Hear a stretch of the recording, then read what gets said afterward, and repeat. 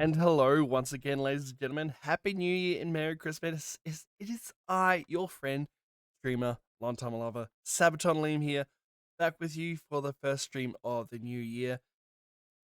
And what a stream to start. We are back with Call of Cthulhu. I hope all of you are doing fantastic on this day, afternoon, evening, or night, wherever you may be.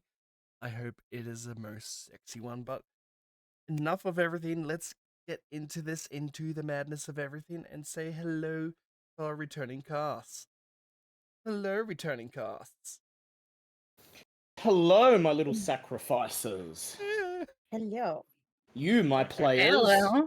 are going to be subjected to many terrors tonight, and you, the chat, are going to sit there and you're going to enjoy every second of torture I inflict upon these people.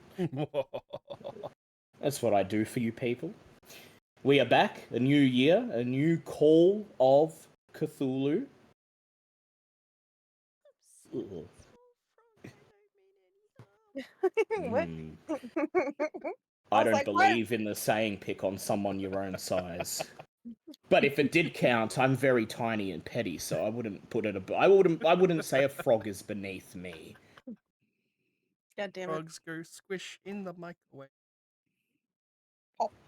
Here is Now our recording. ever-present friend, Craig, he who listens and records and then sells our conversations on the internet. I love you, Craig. Let's Craig get can into go it. right in hell.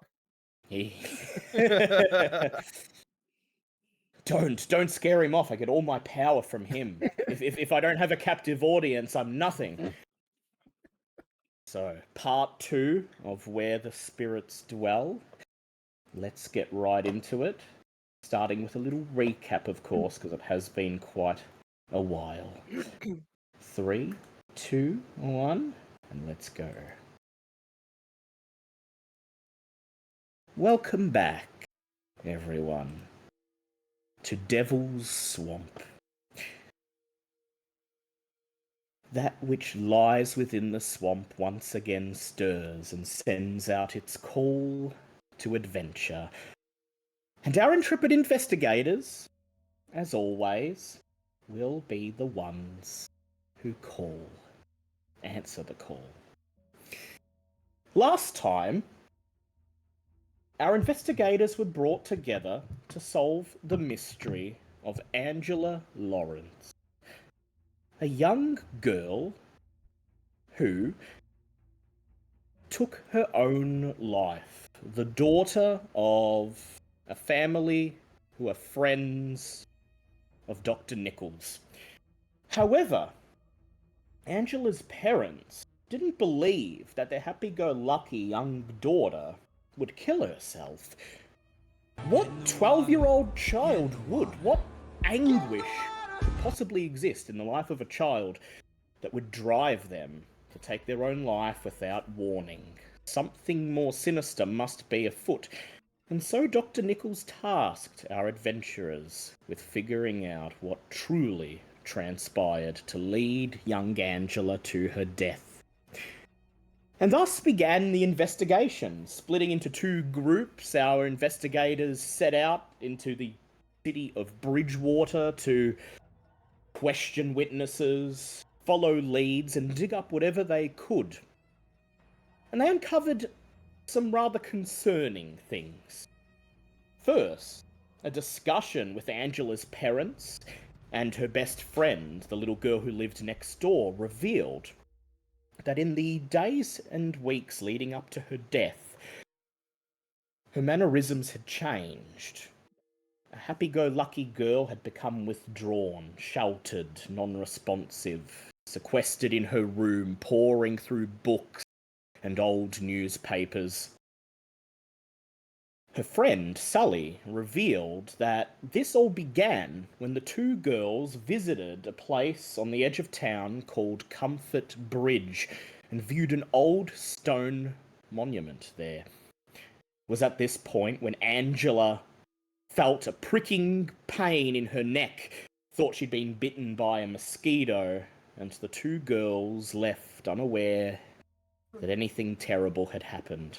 It was later that our other group of investigators, when examining Angela's body in the morgue, discovered that there were traces of a strange drug, a powder on her body, a powder that Florence recognized as sometimes being used for occult purposes to induce a trance or vision. Then, on the way out, at the end of the day of investigating, when the two groups were to reconvene and share what they had found, it happened. Florence and Teve found themselves suddenly alone on the middle of what was meant to be a busy street, intense feelings of being watched. Before they had a chance to act, bang! Florence felt that searing pain in her neck. A dart fired by a blowgun. They managed to see the assailant, a shadowy, thin, slender figure, perhaps no taller than a child, disappear and run off into the distance before the flurry of midday activity returned. Teve acted fast to get the barb removed. And that's where we left off. There was one who didn't join us last episode, who was attending to things of her own. I'm proud to reveal that Violet is returning for this session. Yay! And that means we have some business to attend to. We Yes, learned we do. We do. We learned last session what happened to everyone after they retrieved various materials from that library in the swamp, but we weren't able to handle yours. So, let's start, shall we? Violet, do you Yes. remember what you grabbed as you made your way out of that library? Do you remember what specific topic you were looking for? Oh, I definitely do. I was looking for the dream realm and anything that does books wise with it. Dreams, visions, worlds that exist beyond the boundaries of human consciousness. You grabbed and piled up any materials you could see that even hinted at any of these themes, bundled them up, and now, only now, several weeks later, when all of the furor of that trip into the swamp and everything that transpired with Jimmy has died down, have you finally had some time to yourself to go through these materials, catalogue them, figure out which ones are useful, and which ones will be burned? Violet, when you go through your materials, do you do this on your own, or do you do it alongside the professor, or what is your process for this? Do you lock yourself up in your room and then you're just unseen for several days while you go through every inch of it? Yes, that's exactly how I do it.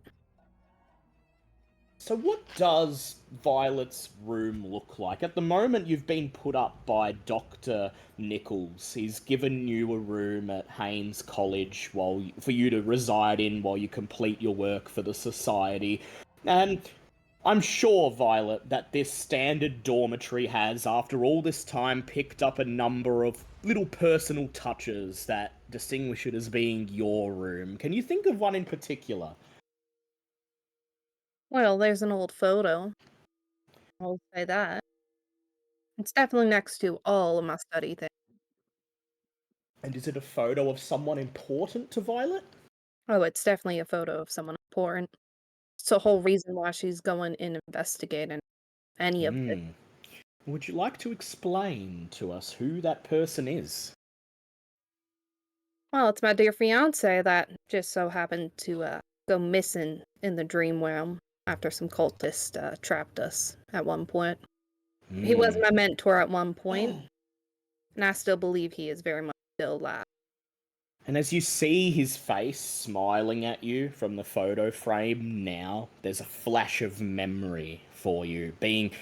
You're in this, you and he, back to back, standing in this dark, dimly lit, dank cave. The only light, the light of a single flickering candle as men in ragged robes gather around you, forming a tight circle. They raise their hands, wickedly curved daggers clutched to them, and shout, "To Yog-Sothoth, the key and the gate!"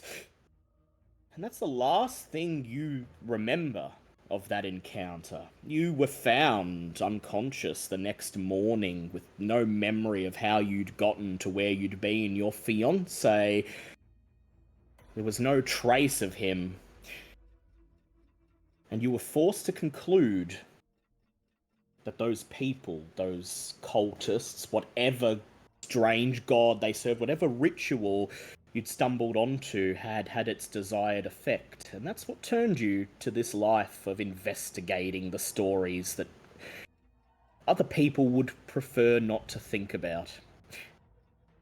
Because every little eldritch encounter you have is a piece of the puzzle that gradually reveals the big picture, and you hope one day they may lead to you finding him again. So, you spend several nights going through these books and materials, Violet. The vast majority of them are innocuous dream journals, dream dictionaries, a bunch of very outdated, very obviously inaccurate books on divination and other occult practices. But there is one book, one nondescript little tome bound in ragged black leather that catches your attention. You cannot read its title, for the gold lettering has long since faded away. But there's an image on the cover, Violet, an image of what must surely be a demon, something not of this world, a mass of twisting tentacles and eyes and teeth gleaming, seeming to watch you from the cover of that book, following you around the room as you pace back and forth, and as your fingers rest on the cover of this book and prepare to open it, suddenly this sense of foreboding and dread wells up within you. And some voice, some instinct deep within your psyche tells you to stop, go no further. And that's how you know you've found the right book. And I think, Violet, that's why you'll choose to proceed, is it not? That is definitely why I'm going to continue to proceed to read that book. Well, let's go ahead and see what you glean of it. Go ahead and roll for me either a library use check or an occult check, or you can roll your Cthulhu Mythos skill. And even though the chances of succeeding on that are very low, if you succeed, you will get something very, very valuable. Do it. Do it.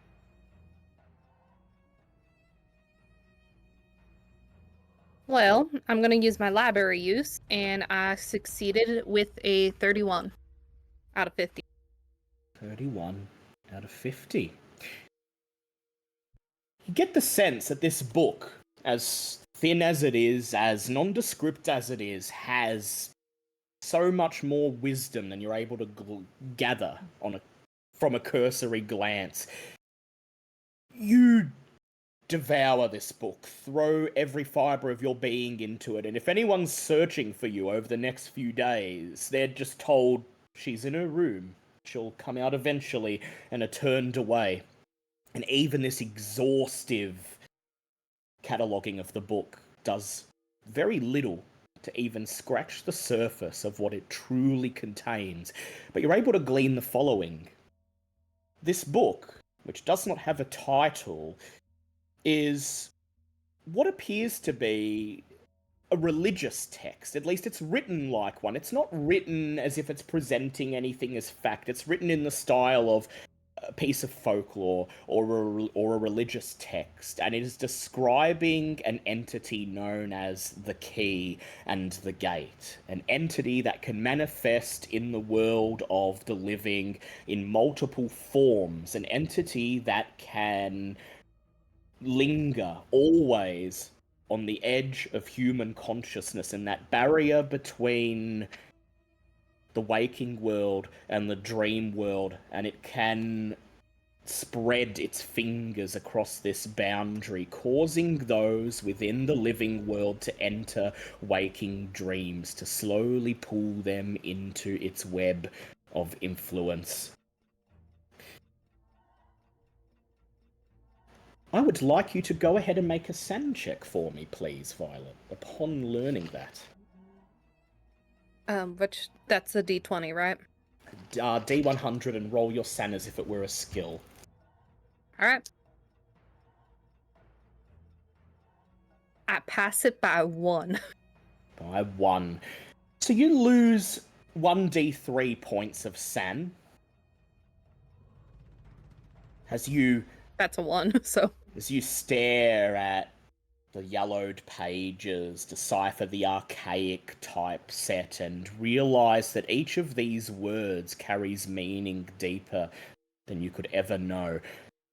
The text describes some kind of ritual, a ritual that should allow its user to manipulate this boundary between the waking world and the world of dreams, subtly influencing the cognition of others.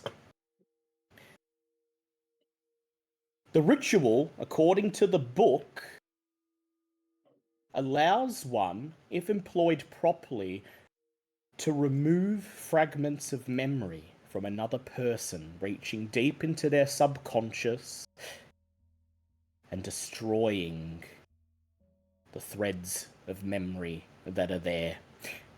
Would you like to teach yourself this ritual, Violet?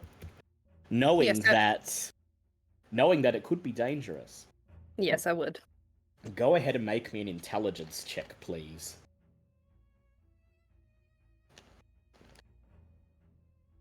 That is a hard pass. Hard pass. Anything that could get you closer to him. You're willing to do anything, and so you don't emerge from your room until you memorize that incantation, until you memorize exactly what is needed to make this ritual work. And you may write down on your sheet that you have learned the Cloud Memory spell.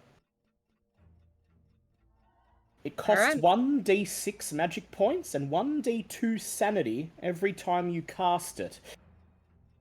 But upon casting it, if your target fails an opposed power roll, you can remove a specific event from their memory. There is no limit to how far back you can go. Well done. Thank you. Let's move on to someone else's harrowing experience. Florence. Yeah. You've been spared the worst. I'll give you the good news first. No, okay. The bad news is that, unfortunately, whatever was on that dart is already in your system, in your bloodstream, pumping through your body. Oh, fun. And so, when you return to the others that night and you fill in Dr. Nichols and everyone else about what you've found, it all seems to happen as a blur around you. You're not conscious of this. It doesn't feel like you're falling into a trance or that you're under the influence of something. It's just that all the time, between Teve pulling that dart out of your neck and you retiring for the night, entering your bedroom and shutting the door behind you, seems to have passed in a blur. People spoke to you, people spoke around you, and anyone else would have noticed that Florence seems to be a bit out of it. Her eyes glazed over, responding in grunts and monosyllables as if she's barely paying attention. But your attention is about to come hurtling back very violently, Florence. You also have a room at Haynes College, graciously offered by Dr. Edwin. A place for you to find a safe, quiet space to conduct your work. Do you have any personal effects, or is your room a bit more organised, clean and generic than Violet's? I feel like it would be a chaotic mess. Just Like, piles of books everywhere and... Yeah, but like I know where everything is. So it's like the multiple upon multiple piles of the ADHD piles. But I know where everything is. It just looks like a chaotic mess from anyone else that's looking at the room.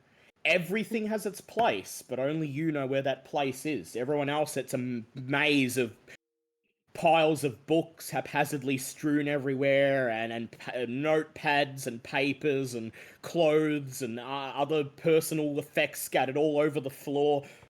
But you know what you're looking for, and as you step into your room tonight, there is a sense of purpose in your mind. There is a book, and it has something very important to you. One of the books you gathered from that library. You're about to cross the room to the desk where that book still sits open in the middle of you reading it. But then, as you approach it, something happens. There's a rumble. The room seems to shake, and you black out. You're not sure whether you fainted, fallen asleep, or if there was an earthquake and you were knocked unconscious. 1 second you're walking to that desk, the next, nothing. And then you're somewhere else entirely. Somewhere you don't recognize, but somewhere that immediately fills you with instinctual dread. You're standing by a shore of a vast lake on a moonless night, where ripples of yellow light rise from the depths. You can see a city below the water that cannot exist. There is music floating up like waves in the water. And then figures. Figures in the city, staring up at you, gaunt and pale, waving, holding their hands up in greeting. You want to scream, but somehow you know if you do, you'll never stop. The water ripples again, and a pair of lidless, bloodshot eyes emerges, perched on inhuman stalks. The two eyes, sitting there, stare at you for what feels like an uncomfortable eternity.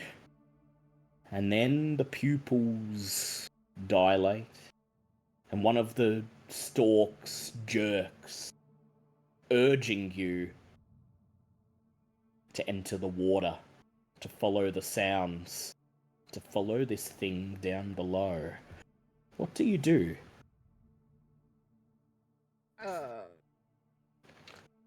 Do I have any instinct at all? Go ahead and roll your power for me. Okay.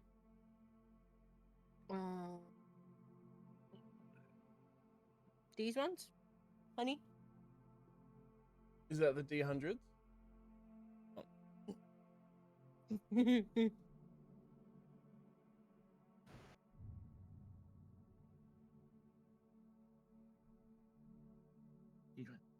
Oh. No. Oh. Are they wrong? No, you're just missing this. Wait, no. Okay.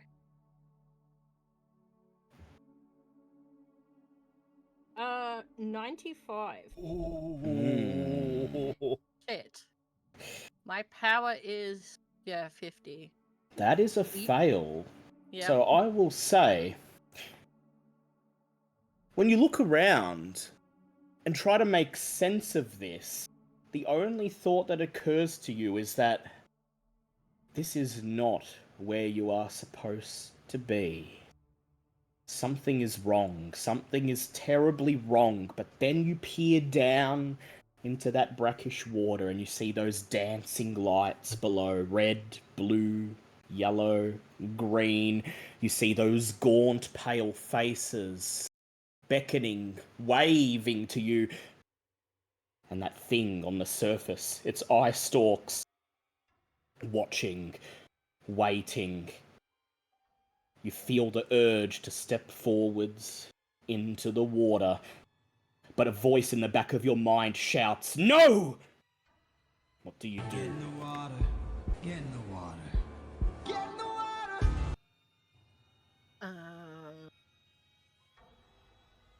Don't do it. Don't get in the water. Can I turn back and run? You can try, if that's what you want to do. Yeah. It's my strongest house. Get in the water. You may Right. go ahead and either roll your power or your occult. Cool. Because Teve managed to get the dart out in time, this will be a normal roll. Otherwise, it would have been a hard roll. Well, either way, I got a 31 this time, so that's a pass. That's a pass. You can feel the tug, the ever-present tug, urging you to step into that lake and walk down. Join those in that beautiful city beneath the water. Join them, become one of them. But you won't. Not this time. You shake your head, breaking eye contact with the thing. It stalks angrily reverberate as they dip below the surface, sending a ripple across it. And that's when you turn and run into the darkness, run into what you realize is a gnarled, very familiar tree line. You run into the darkness of the Hockomock swamp. Oh. And then you gasp and awaken. You're standing in the doorway of your room, Violet. You look down. You're wearing your bedclothes. Your hand is on the doorknob, about to turn the door and step out into the night.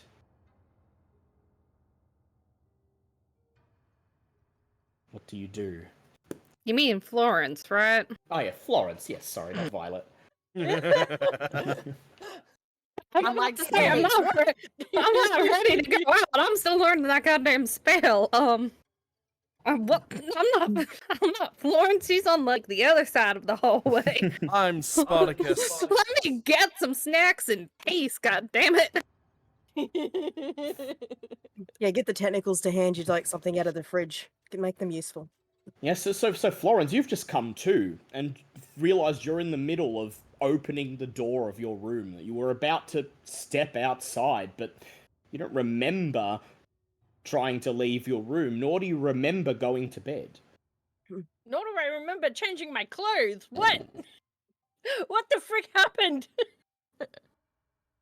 You take a glance at the clock on the desk, and it's apparently just after midnight. You're missing at least a couple of hours. Did you go somewhere? What do you do as the Can I paranoia have- immediately sets in? Yeah. Can I do a spot hidden or something? Like Yeah. just look around the room, See if anything's different? Yeah. If Go there's ahead anything and- been added, if there's anything been taken. Make me a spot hidden check. Ugh. 73. Spot hidden is 73. 40. Would you like to push it? Yeah. You're in a bit of a panic. You're going to thoroughly search the room.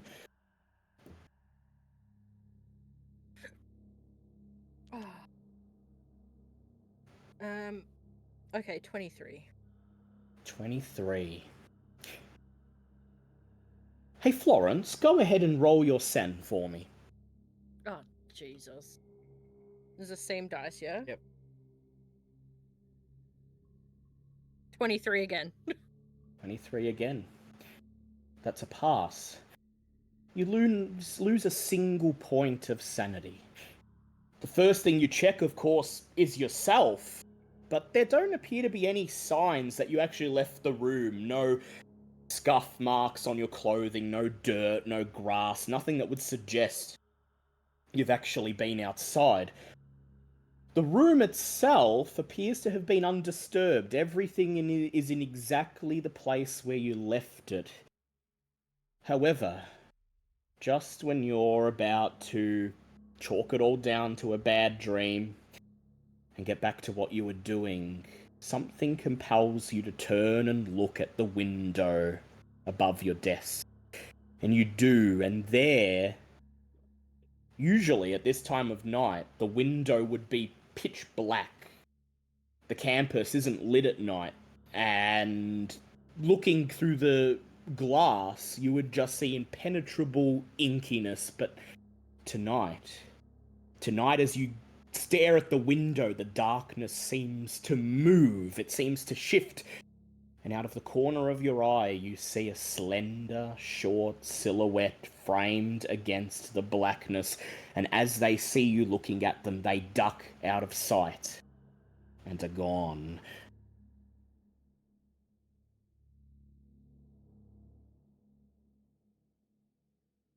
Then you remember, before this strangeness started to happen, Florence, there was something you wanted to check in those books on the desk. It's only now, after seeing this silhouette shift and duck out of sight, that you remember what it was you were going to look up.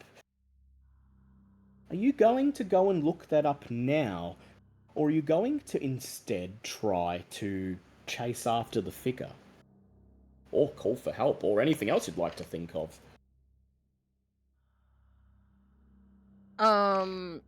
Can I look up the thing and then or can I can I do some kind of witchy meditation thing to try and remember what the fuck has been happening the last couple of hours to me?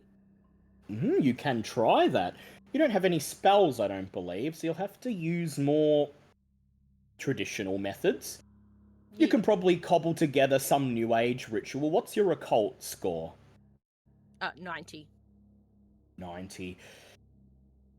There is something important you were trying to remember, but you put that aside for now. What's more important is what is happening. Where did those last couple of hours go? What was watching you? And why?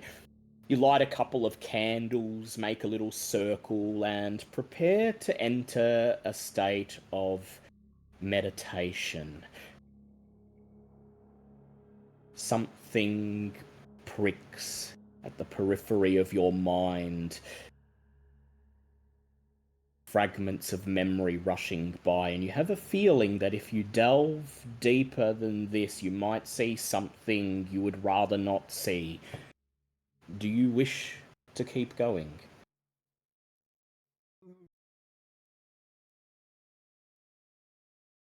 I mean, I feel that as much as Florence would not enjoy the consequences of digging deeper, she'd want to know what the fuck is going on anyway, so she pushes through and perseveres.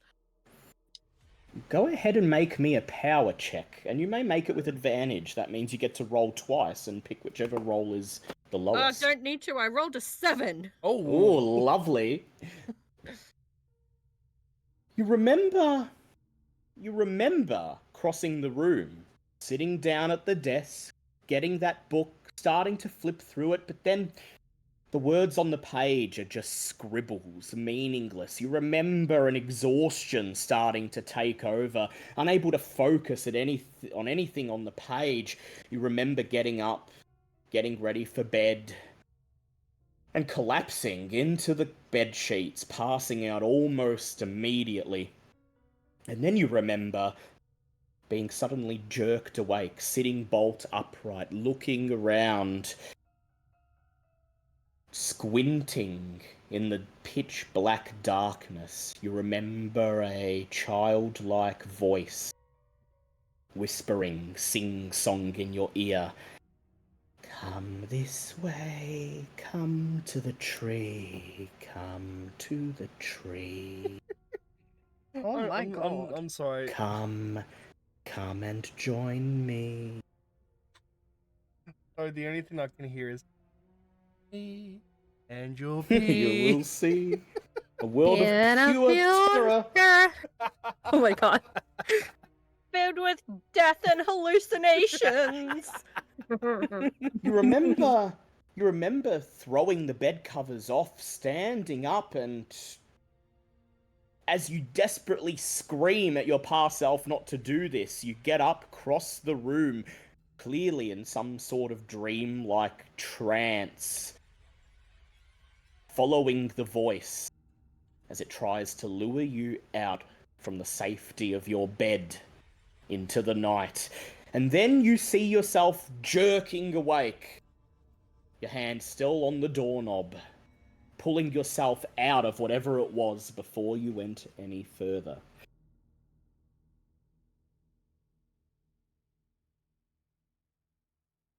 Oh, okay. Seems clear to you at this point that something was trying to lure you away. You were unaware of it, moving, walking in your sleep. And you wonder, where was it trying to take you? To that lake, to that city beneath the water? And what would have happened if you had answered the call and entered the void? At this point, you turn your attention to the book on the desk. Still open, still with the page marked that you were last looking at. I'm going to bring it up in Owlbear Rodeo so that you may see what you were so intent on finding before this all happened. The book is open, the ancient tome, on a page, on a chapter entitled Observations on Death. It reads, in a highly charged magical environment, a person can observe the soul leaving the body in the form of a white mist. This mist will always travel upwards, regardless of whether the person was of good moral character in life. Perhaps judgment comes later, but who among mortals can say? In addition, sometimes one can observe an orb of bright colour. These have been witnessed in red, green, blue, white, or yellow. Conventional wisdom suggests that this is the life energy of a person, and its colour indicates the strength of the energy. The energy orbs of children, always red, may be the most powerful. It is the belief of certain esoteric orders that this energy may be repurposed to animate the dead. Oh. Mm. Oh dear, okay. A switch flicks in your head, Florence. As you read these words, what do you think is the first thing going through your mind about the dream you just had? There was a lot of dead children. Dancing lights of all those colours. If this book is correct, that was a city of the dead. How the hell did I get to the city of the dead? Did I like astral project? That's the question, isn't it? One that you feel you won't be able to answer without at least a little more investigation. And so, we time skip ahead a little bit to the next morning. It's about 10:30 a.m. The campus is covered in that pale grey, damp light of the early morning, dewdrops on the bright green grass that takes up most of the student common. For whatever reason, Dr. Nichols has decided to meet you all today at one of the picnic tables in the student commons rather than in your usual meeting place in the library. As he sees you hiking across the grass, he throws his arms wide, gives you a jovial smile, And he says, good morning, good morning. I thought after all the stale swamp air and all of the things you've been doing, and especially after you, he points at Violet, have spent the last few days sequestered in your room, I thought you might all appreciate some crisp morning air. Good morning, Dr. Nichols. Yes, it's certainly been an eventful night and few days, to say the least. I've been doing my own research into what happened with Angela Lawrence, of course, but I'm very curious to hear what you think is going on. I thought we'd enjoy a little brunch together. At this, he reaches down, he pulls a cane picnic basket up, plops it on the table, he pulls a polka dot cloth away and begins to hand out sandwiches that are wrapped in brown paper bags to everybody. And we would do the proper right thing and go through all the clues we found so far, see if they point in any particular direction, and see where we want to go next.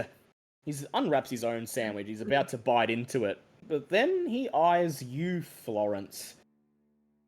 He raises an eyebrow. Florence, my dear.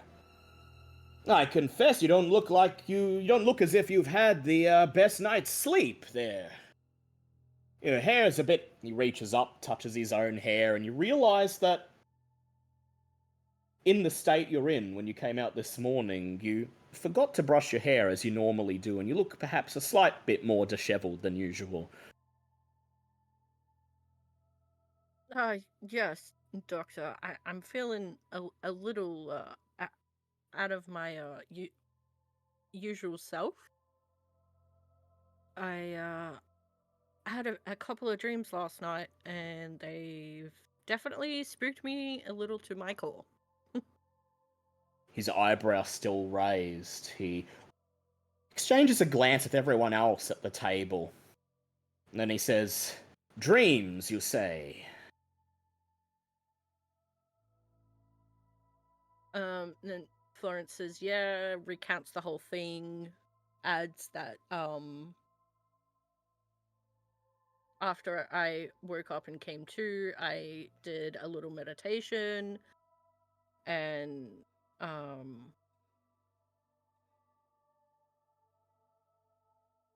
yeah. Figured out, like...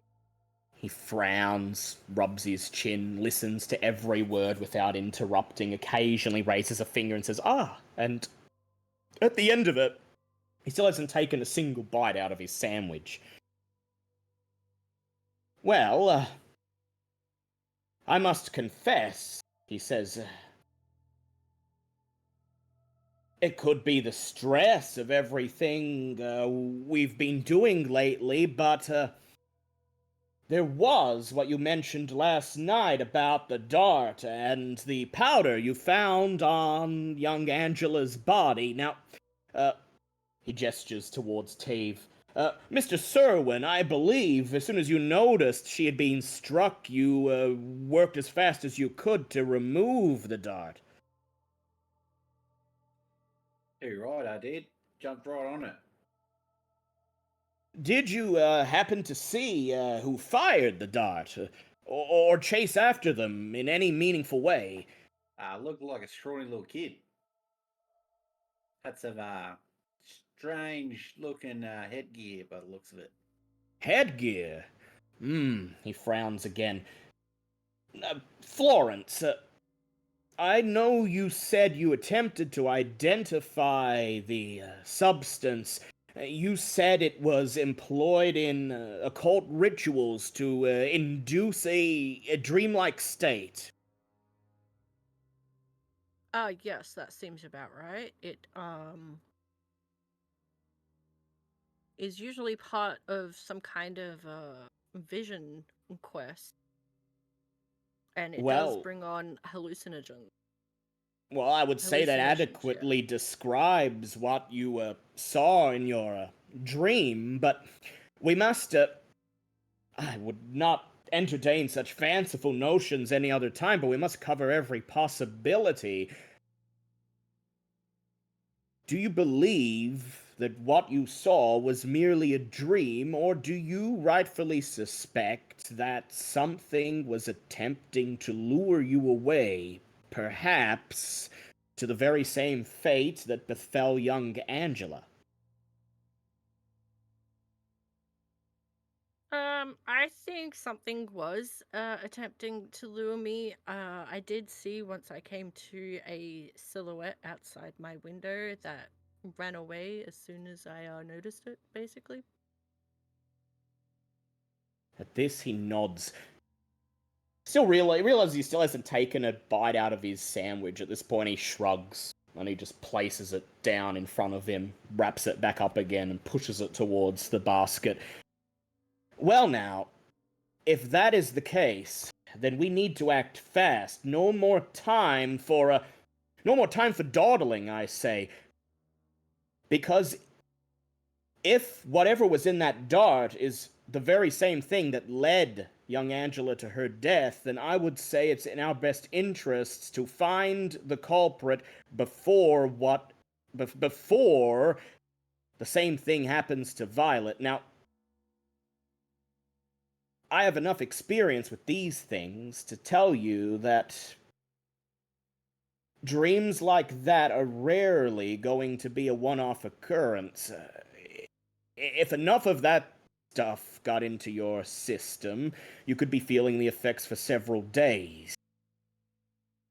So I would advise, if you're going to be anywhere at nighttime, that perhaps Violet should be watched over at all times. You mean Florence again, sir? Oh, yeah, sorry. Yeah, Florence. Florence again. I'm so sorry. You know, at my age, you start to forget the names of people. Just like you haven't I eaten mean, your sandwich. Yeah, considering the fact that I've been away for 5 days, like, I never got shot with the dot, sir. That was Florence there. Yes, Violet, you've come into this investigation. I believe you've been spending time doing your own research and occasionally visiting Jimmy's parents to make sure they're doing okay. So, you won't have had a chance to go through any of what's been discovered so far, so that's a good reason for me to break it down and figure out our course of action, shall we? He says, and he cracks his knuckles. So, 4 of you yesterday began your investigations. You went out into the town. You broke into 2 groups. I believe you, Blake, and you. He points at No. Edna. Mhm. I believe you went to question Sally's parents and her neighbors. You reported that she had been exhibiting strange behavior leading up to the incident, and you came away with the knowledge that Angela and her young friend Sally had visited the Comfort Bridge, a place that their parents had forbidden them from visiting due to its proximity to the Hakamak. Was there Yeah. anything else? Mm. Was there anything else? He Well- says, glancing down at his notes. Apparently, the young Angela went down underneath. Sally stayed up top. She was a little bit too much of a chicken to go down. But apparently Angela went underneath and she apparently found the monolith that is rumored to be there. Yes. And when she came out was when she started acting strangely. Sally said she was all jovial and before she went in, and when she came out she was completely like she was really serious. And they were talking about a tree. Apparently the monolith leads to the tree, or the rock or whatever it is that they were supposed to find leads to a special tree. I believe that was called the Solitude Stone. Yes, a solitude stone and a tree, he says, putting emphasis on the word, side-eyeing Florence. Did you tell him what the voice said, Florence, when you recounted the events? That it told you to come and join it at the tree. Yeah, I would have mentioned it. Perhaps the very same tree that our unknown assailant was trying to lure you to. I think it's obvious what happened there. Angela must have been hit with one of those darts. That would explain her change in behavior. And, well, unfortunately, unlike Florence, she wasn't able to break out of the trance once it set in. Blake, you mentioned something about the local Indians, the Wampanoag tribe. Yes. The only thing that I managed to find was a newspaper article with the headline of the tribal shamans going to war again. That's all I could locate in the time I had. That's right. Well, last night after you left, I did a bit of reading in the library, and I came to the conclusion that you may have been onto something. You may have done well to notice that. The Wampanoag tribe has not been in this area for quite some time. According to the sources I managed to dig up, they left 40 or 50 odd years ago. Were relocated to a reservation up at Cape Cod. It goes by the name of the Mashpee Township. The war, of course, was the war between them and the white colonists. Obviously, they were displaced from their land, and they did not leave willingly, is what I was told. Some of the sources I found, in fact, reported that the Wampanoag tribe placed a curse on this land so that those who had forced them out of it would never be able to live here in peace. He claps his hands together. So, with that all in mind... Oh, and he turns to Tave and he says, I heard you bought the coroner a new radio. He was very happy. In fact, he's invited me over tonight to listen to the ball game. Can you believe it? That doesn't surprise me. He seemed awfully happy about that radio. He said to pass along the message that if there's any other way he can ever assist you in an investigation, that he would be happy to help the, in his words, loud Australian guy. Fair enough. Having the favor of a coroner is probably not a bad idea in this town. No, not at all. So, here's where we're sitting. Now what to do next? Based on everything you've told me, I'd say you have two main lines of investigation. Possibly more. The first, of course, would be to visit Comfort Bridge, see if you can find this Solitude Stone. I was just about to suggest that. He nods, winks at you. See what you can turn up. The other, of course, is... well, if you don't mind spending most of the day driving, the reservation where the Wampanoag tribe live is about half a day Like, immediately up the interjects. highway. As long as Edna's not driving again. I Oh. just start visually I shaking. can just easily drop you off. Like, it's no big hassle, you know. I can easily just... Tie me to the roof. I could I probably don't need a siren. You scream enough for it already. I could probably arrange alternate transportation from the university's resources if you're that reticent. But I do recommend if we're going to the bridge, we all stop by the local market and everyone can get a flashlight. Of course. Is there a book available on like folklore for the area at all? Like I can get a hold of? Like You're free to take a look in the library. Either you can leave that with me, and I'll let you know if I find it later in the day, or you can feel free to help me look for it. We might be able to find more if we work together, but I'm sure the library will have what we need. Bear in mind, of course, all of the books that contain genuine occult information were relocated to the suppository in the swamp. okay. Is there anything here in the library about the City of the Dead or astral projection? He frowns.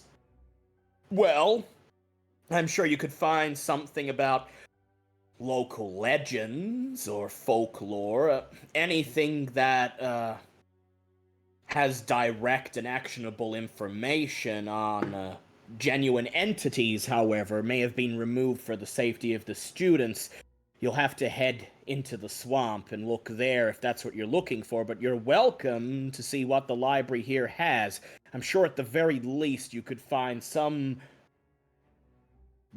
vastly distorted record of something with a kernel of truth.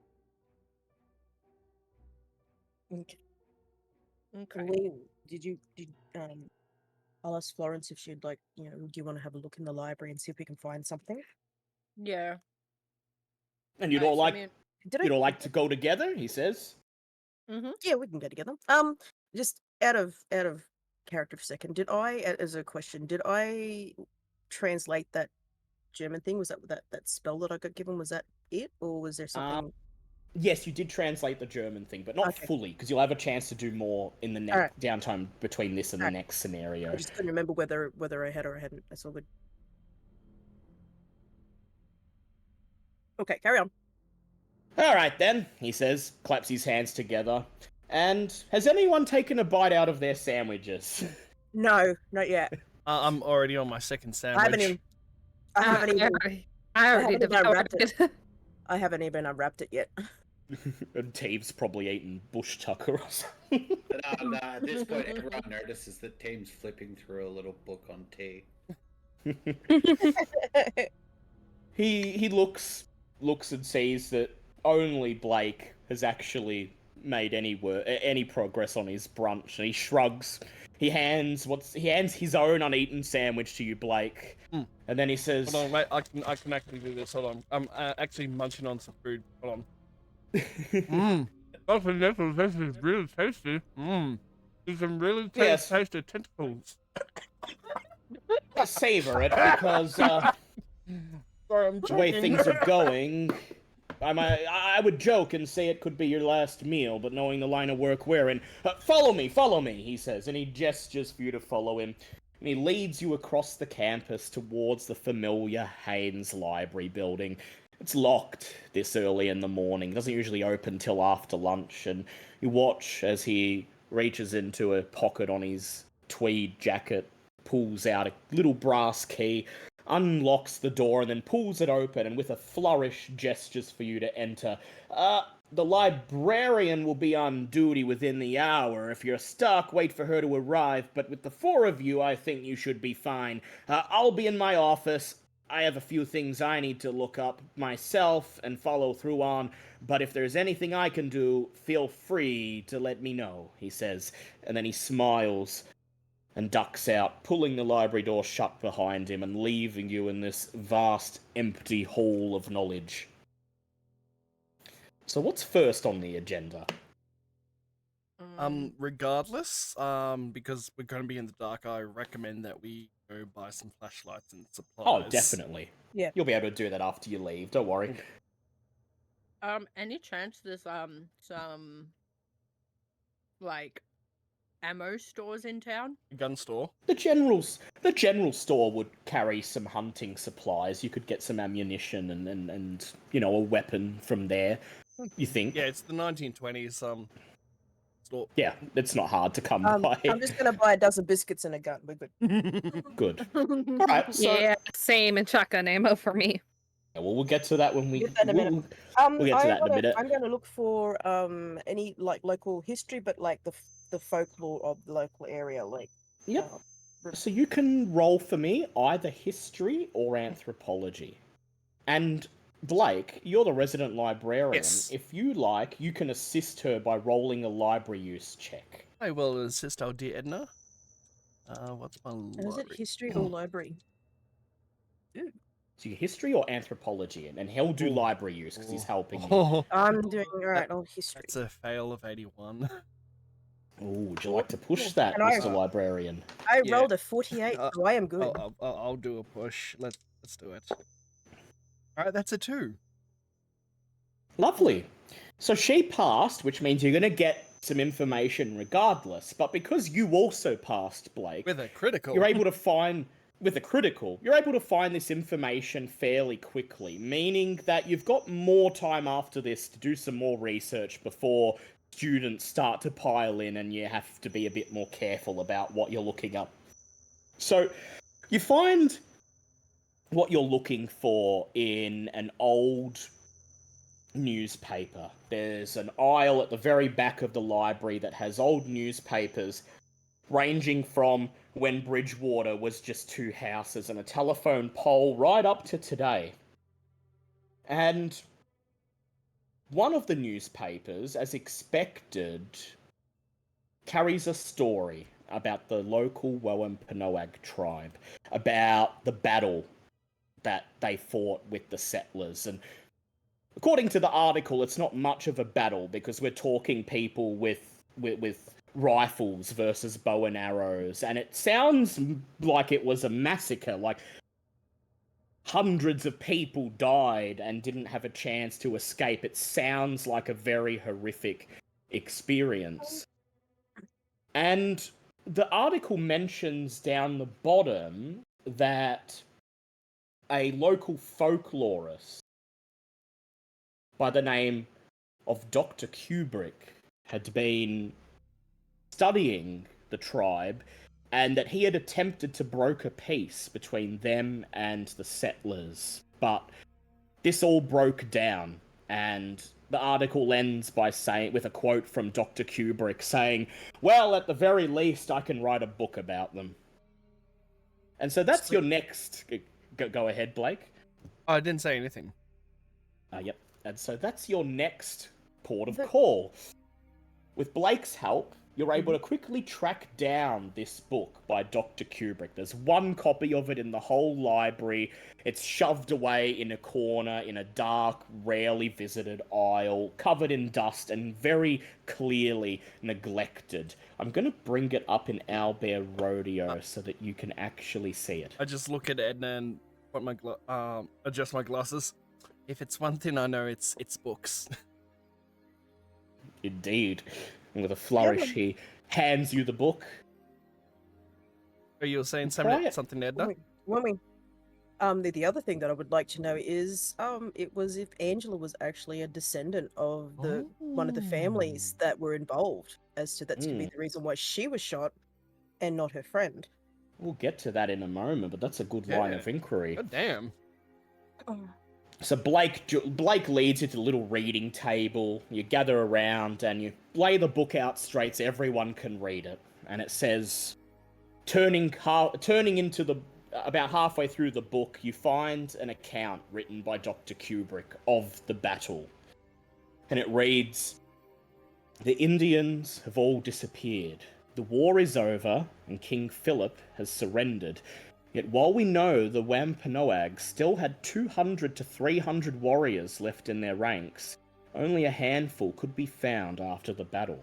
Our scouts scoured the swamp trying to find them, and while we lost a man of our own to the dangers of the Devil's Swamp, no natives could be found. A cold mist has formed over the swamp. The shaman of the tribe has told me that they have given themselves to the spirit of the swamp to ensure victory in a future war to come. That their warriors have sacrificed their right to ascend to the afterlife that awaits them, choosing instead to be trapped forever in the swamp, cursing their enemies. But what the Wampanoag have mistaken as the spirit of the swamp is instead a foul creature known as Mikote. Legend tells that it resides in a body of water that serves as a border between the worlds of the living and the dead, and that it is attended by an army of the faithful dead. Mikote is also known for sending divine wisdom through dreams, a medium through which he calls his faithful to join him. Of the means to destroy this foul devil, nothing is known, save for that the legends of the Wampanoag ascribe the power to call and expunge Mikote to the tribal shaman alone. As the tribe now retreats from these lands, such a lead shall remain unresolved." Oh, that's useful. Hmm. I mean, that kind of explain, like, Works in with the dreams. Yeah, gives some explanation to my dreams as well, and like a little bit of insight into the city of the dead. And why you saw it. You all have this sense of foreboding lingering around you as you finish reading this. There's an awkward moment of silence before finally Edna shakes her head and announces that she'd like to look into Angela's genealogy. Mhm. This also- might be. Go ahead. Oh, sorry, and also see if there is a link to Florence. Yeah. Florence as well. Mm. This information might be quite hard to find. So, Blake, I'm going to ask for a hard library use check on this one to find it. Liam. Sorry, I was. You want to repeat that for him?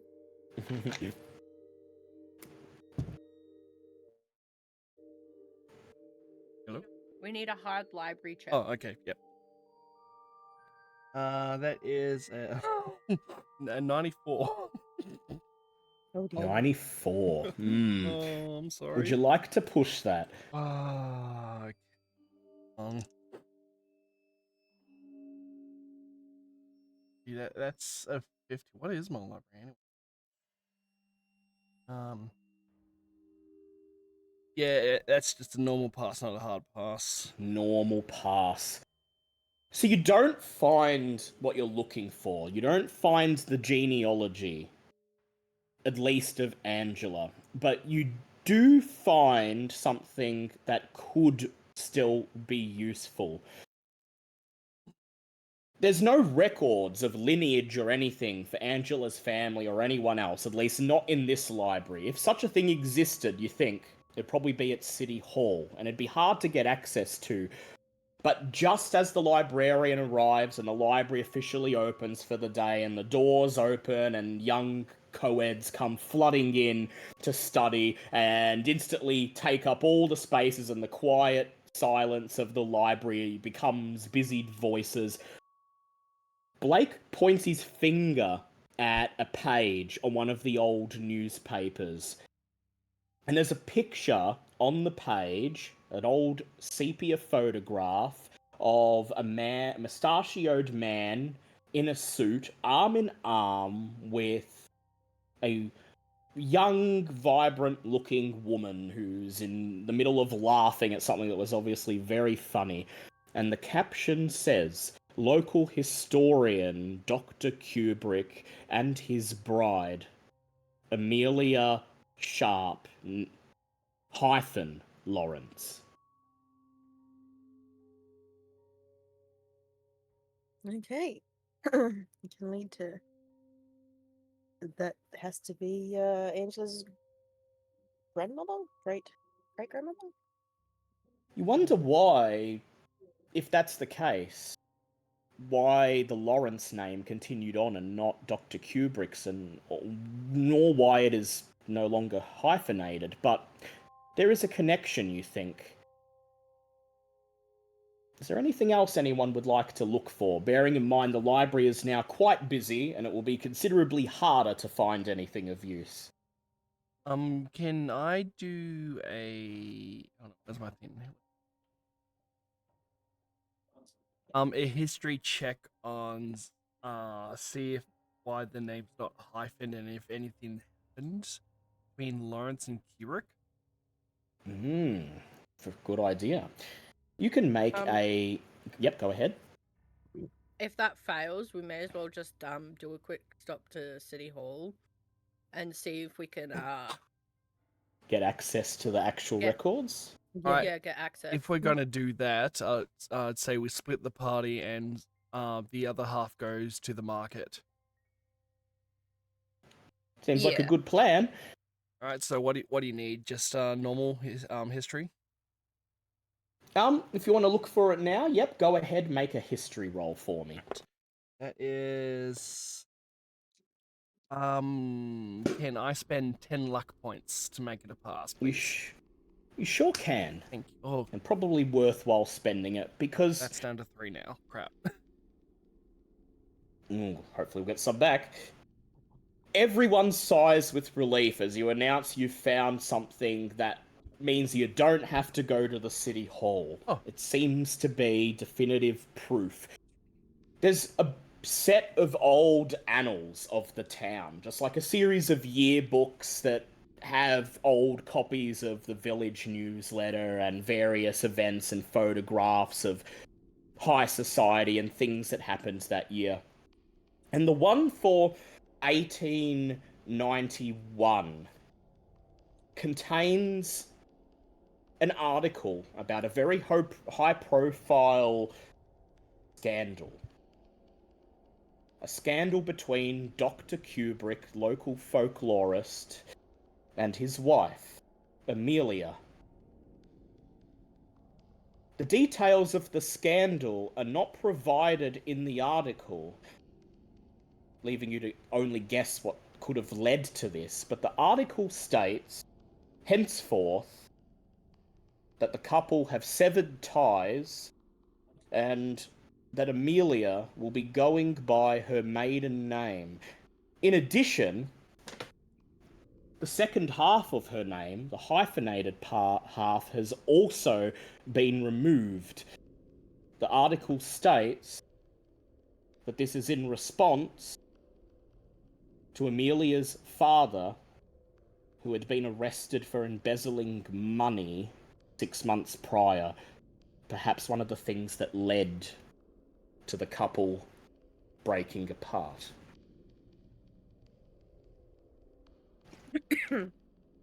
Shouldn't Edna know something about this? yeah, like high in her society so-called stuff. High No, I society. said, Yeah.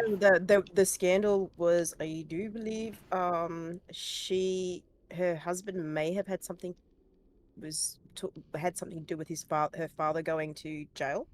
What's your history score? 60. Yeah, you know all about this.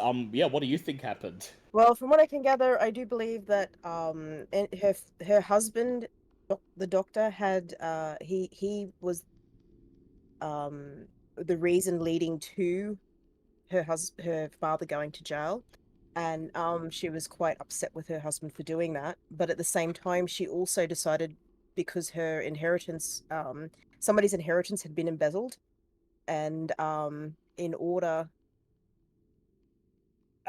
she decided that she was going to alienate herself from her father, so she took her the Lawrence surname, and pretty muchly walked away. Yeah. In fact, you recall some rumors that your aunt was recounting about the event, something she said casually in conversation months ago that you didn't even remember until this moment, that it's possible that well, everyone thought, the rumor going around at the time was that Dr. Kubrick was using his father-in-law's embezzled business funds to finance his book that he wrote about the Wampanoag tribe. And when it came down to it, he threw her father under the bus, so to speak. Yeah. And she was so disgusted that she distanced herself from them. There was also rumors that she may have been pregnant at the time too. As there always is. Mm. Suddenly everything's fallen into place. You have a lot more knowledge now. Is there anything else you'd like to look up, or is it time to go shopping?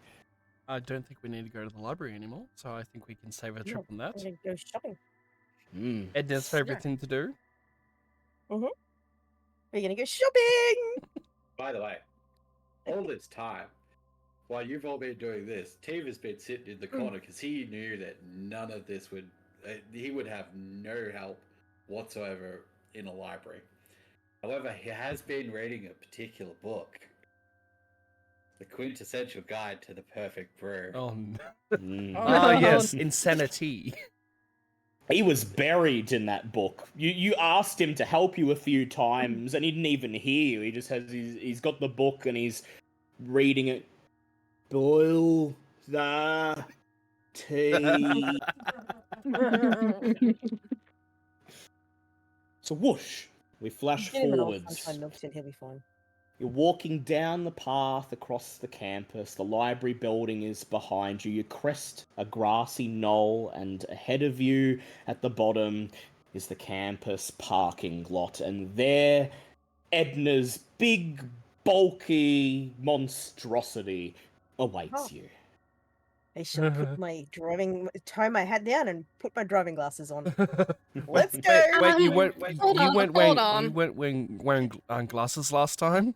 I had goggles, the driving goggles. Um, So, Darling, just- can I just drive saying, this but- time? So Nope, no one drives my car but me. And if you wish to walk, you may walk. But I'm telling you now, it's faster if I drive. So, just saying, Alright. should I be rolling a certain check for a certain book? Yes, please, as everyone takes their seats in the vehicle. Teve, you close the book, slide it into your bag, and slide into the seat. Go ahead and make that check, and we'll see if that book was a good thing to read or not. Okay.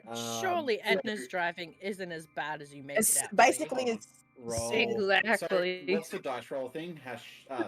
Exclamation roll. I think is it /roll? Yeah, If not, I / can roll. just... Yep. /roll. And 1d100.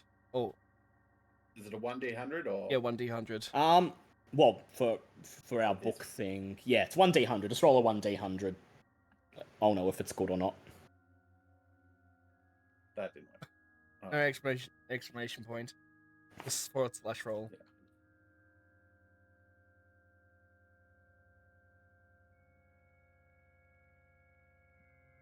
There we go.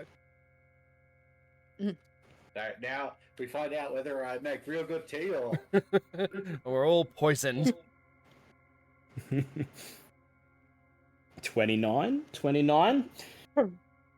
So the car violently lurches forwards, and there's Edna in the driver's seat, and she's dressed like an aviatrix. She's got the helmet on and the goggles, and immediately, Blake, you start squirming, clutching, wrapping your arms tightly around, holding yourself in place, desperately I'm just gonna fighting say, back. as soon as that door closed and everybody was like the last door closed, I was going. Desperately fighting those two sandwiches, which are trying to come back up. And as the car, If you're going to spew, out the window. out the window. And as the car roars around a corner onto the main street, and the post office and city hall scream past, and next to you, Teve, Blake kneels over, hangs out the window, and you hear him go. You're washing that afterwards. Righto, mate. It's not the end of the world. At least he threw up outside of the car. Just God, kind of I hate that detailed, smell. You look down at the page you just finished reading, Teve, and it says, "This tea is a good hangover cure, or it calms the nerves when someone is a little bit shaken." And then you think, he looks pretty shaken, and you put the book away, confident that if you brew this later, it will probably at least make Blake feel a little bit better. Ooh, I got the magic tea. You drink this. What is it? Just drink it. Don't worry about it, just drink it. Trust the Aussie. How well does it work? Well, he's asleep. But he's asleep. Yeah, well, he's calm, isn't he? Inject it straight to my veins. You guys have no idea what sort of bullet you just dodged. Oh, Oh. A few minutes later, the car rolls to a slow stop on What do you the mean curb. Oh, more like it. There's just a loud screech, and the car just stops. let me out. Let It me stops out. on the Jesus. curb of the street. Rusty wants out. Jesus, Edna! What? God damn! I am a perfectly well. You should see me when I fly. I've even learned how to fly. This is Okay. Remind me never to get on a plane with you. Everyone, swear. barnstorming. It's fine. Everyone except Teve is pale in the face, a little sickly green. Teve, this is nothing for you. This is like, He's you know, enjoying the ride. you've ridden kangaroos that have bucked more violently than this car as it goes over potholes. And so here you are at the general store at the end of Main Street. Carson's Outfitters is the name on the sign. It's the recommended supply store in Bridgewater for anyone heading out into the Hockomock Swamp. It's a low, long building in the style of a Native American longhouse. The roof is so low that Teve and Blake have to duck as they enter the front door. Oh. As you step inside, you see Jeremiah Carson, the aging proprietor, his hair that's starting to go grey, but he seems to be agile, fit, and muscular, as when you enter, he's currently in the process of hefting heavy crates off the floor up onto a tall shelf behind the counter. He hears the little bell ring, finishes shoving the crate up onto the shelf, turns around and smiles. Ho there! Planning a trip into the swamp, are we? Okay, who's the only one that can still talk and not trying to throw up from the car ride? Edna and Teve. You see Teve just by the boot making a little billy tin. I'm busy, Teve's mate. outside. Teve's outside. Teve, make me a bushcraft check. Yep. That is a 39. Which You hear- is... Yeah, that's a pass. You all hear the whistling of a kettle from outside the store, and you see Teve, he's hunched over the boot of the car. You can't really see what he's doing, but you can see the plume of steam rising from behind him. Carson looks around, he gestures to all the shelves. I got pretty much anything you could need. If you're going hiking, I think you'll need lanterns, a flashlight, I got a first aid kit, some rope. Anyway, what can I do you for? Just got a new shipment in. I sort of just settle myself going, He walks in, hands Blake a cup. what's this? Just drink it. I just down it and was like, holy crap, what was in that? It tastes roughly like a bunch of leaves mixed in mud, but it's warm and fulfilling, and you feel this tingling in your fingertips that invigorates you. Go ahead and increase your sanity by 1d6. Oh, hell yeah. Good old insanity. Nice. Oh, 4. Nice. Go 4. Anyone else want to come up? I would. That driving, oh my god. Anyone who partakes may increase their sanity by 1d6, but that'll be all Teve is able to brew for the day. Ooh. Well, now look, Can it This is go? Can it Go go ahead. above your maximum sanity, starting sanity? yes, it can. It can go to whatever your power is. Only your starting sanity. Your sanity can go up higher than your power. Okay, go. I'm super sane. However, it can never be higher than your Cthulhu Mythos skill. Your Cthulhu Mythos skill, like, cuts. You subtract that from the max sense. Okay, Like, if yeah. your Cthulhu Mythos skill is 10, then you can't go higher than 90, for example. Yeah, Because yeah, the more that you makes know, the more you know, Okay. the more insane you are. Alright, well, Blake, So the store is thoroughly filled with this stench of bush tea now, and Carson just wrinkles his face and he says, "Oh, well, I can't say I've ever had a customer decide to have an impromptu tea party, but look, if you need cookware or anything like that, I'd happily direct you over to that aisle over there." his eyes just light up. Sir, we need some flashlights. If you may, please. And probably a med kit. That med kit would be a good idea. Yeah, and Yeah. a med kit. Yeah, I'm gonna have to resupply all of my first aid stuff and bushcraft stuff. So I'm just gonna Um, drop a good 20 into the store. Isn't everything being billed back to the university? Yeah. Will be, but you have for now. You'll probably have to cover it with your own money until the investigation is over, at least. can I get some shotgun shells, please? Going hunting, are you? Ah, well, I like to see a lass who knows how to use a gun. He says. I grew up in the bayou, sir. I know how to hunt. Too true. Got some cousins over that way. Good hunting. So Good sorry. eating too. Can I get a hunting knife and maybe like a few like herbs if there's any? And, sorry, what's our cash? Because you never told us to write in cash. I'm just gonna get you to do a credit rating check when you pay for Okay. it. So don't worry about cash. Alright. Yep. Doesn't come up enough in a campaign to be bothered being tracked. Not when we're all He loaded. counts. He counts each of the things off his fingers. First aid kit. You'll need this and that. And he runs around grabbing various boxes and bags off different shelves, bundling them in a pile on the counter. Flashlights, ammunition. How much you looking for? I would like at least 2 boxes. 2 boxes. 2 boxes of 12 gauge, please, and another box of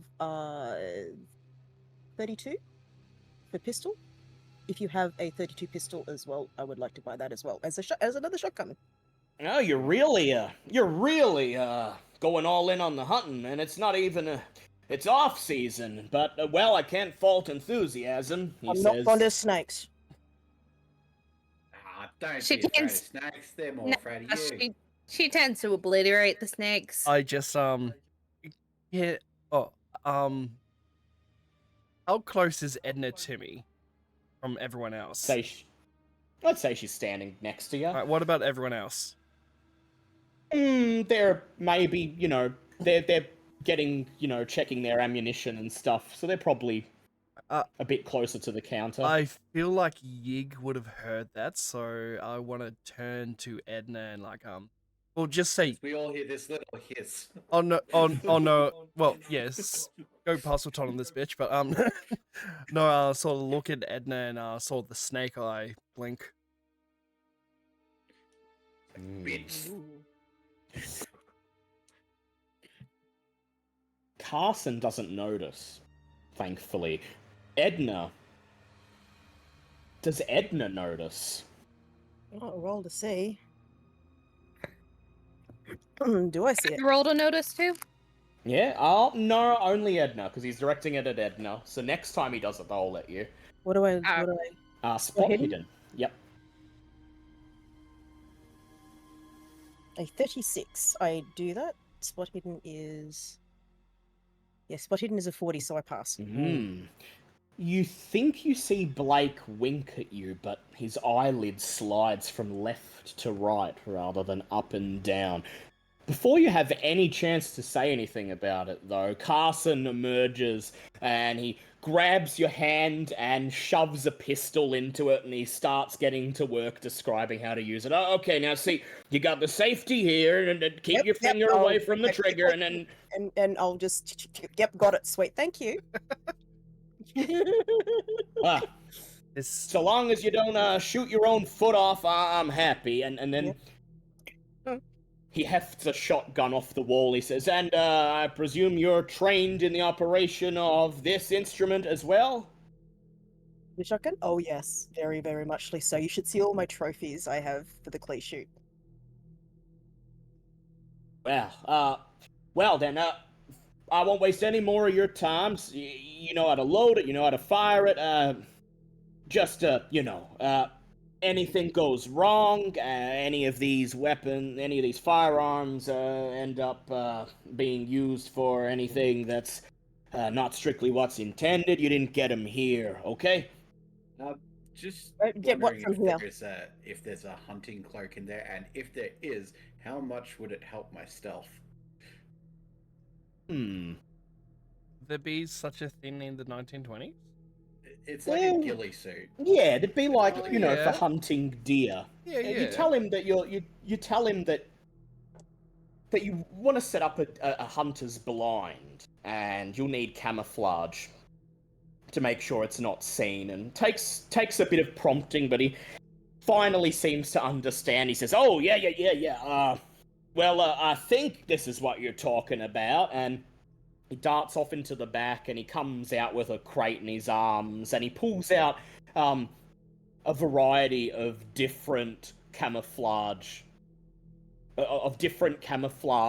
colored garments and accessories. There's things to drape over your face so that you can blend into trees. There's a jacket that has the color of tree bark. Yay, Pierre, I'll take the lot. A surplus from the Great War. No one around here is looking for it. No serious hunters, not in that swamp. But you're welcome to it, he says. Looks like it'll fit you just right. He bashes the keys on his cash register and the little bell rings. He says, "Oh, so that'll be looking at $101. Well, folks, I hope that's not too much," he says.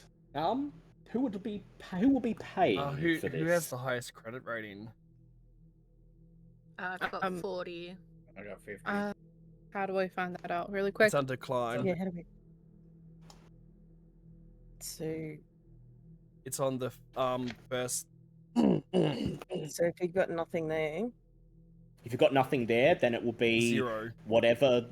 Then it will be the lowest the minimum for your character's profession, which there's a lady. there's a lady. I think the minimum is 40 for you. Yeah. All right. Yeah, I've got 30. So, what was yours, Billy? I have no idea what I'm looking at or looking for. It's a skill. It's in the skill section. It's called credit Ah. rating. It's under climb in the first column of the skills. Oh. When we were supposed to set that up. What's your character's Researcher. profession? Researcher. Mhm. So if you look in, let me just see. I'll just look that up for you. Bear with me. Thank you. It's been a while since we played, so we need to look some stuff up. So for research, Sorry, folks. That's right. that's okay. Froggy, what's your handgun with firearms? My firearms are the 20%, but my shotgun is at 80. Do you want to give me your handgun? My handgun's actually 70. Yes. Yep, you can have the handgun. So Edna, your credit rating is 50. That's the minimum for your profession. Violet, yours is 9. That's the minimum for a researcher if you haven't put any points into it. Thank you. Edna, I presume you'll be the one who wants to pay with that 50 credit rating. Yep. Yeah, So go I ahead just and roll roll? it for me. Split between me and Edna. Oh, you can if you want. Yep. Oh. That way you can both attempt an Oh. easier check. A 41 from Amelia. 41. I got a 43. All right, cool. He smiles apologetically at you, and he starts to talk about how there are finance options available, but then Edna just reaches into her bag and throws a wad of her aunt's cash on the counter, and Teve walks up and slides a $20 bill in beside it, and Carson looks back, flabbergasted. Well, that'll be that, he says. He takes the money, puts it in the cash register, and bundles all of your possessions into some bags. And he looks like you've made his day. There's a big, broad smile on his face. His eyes are wide and childlike, and as he's hurrying you out of the store, he's dancing. And as soon as you leave the store, he pulls the door shut behind you, and the sign flips around to read closed. We made his day. All right, so Now that seems like a poor business practice right there. Before I close the door, I'll just say, and my aunt expects to see you on at the Sunday potluck lunch. Tell her I'm looking forward to it. Is the last thing you hear before the door shuts. And then with Teve's bush tea still swilling around in your veins, Blake, you once again face the terror of clambering tentatively into the back seat of the car. As Edna slaps her aviatrix helmet on and the engine roars to life. Go ahead, Blake. Sorry, I'm just looking up weapons in the rulebook. What weapons and Alright, so we have... So, Florence, a hunting knife will deal 1d8 damage, plus damage bonus. Ooh. A handgun will deal 1d10 damage bonus. And a shotgun deals 4d6 at close range and 2d6 otherwise. and what's the range of the handgun? Sorry. And the range, just put 30. Don't worry too much about the range. I'll tell you if you're in range or not. Sorry, what was the damage again for the hunting knife? 1d8 plus damage bonus, which will be on your sheet under your build.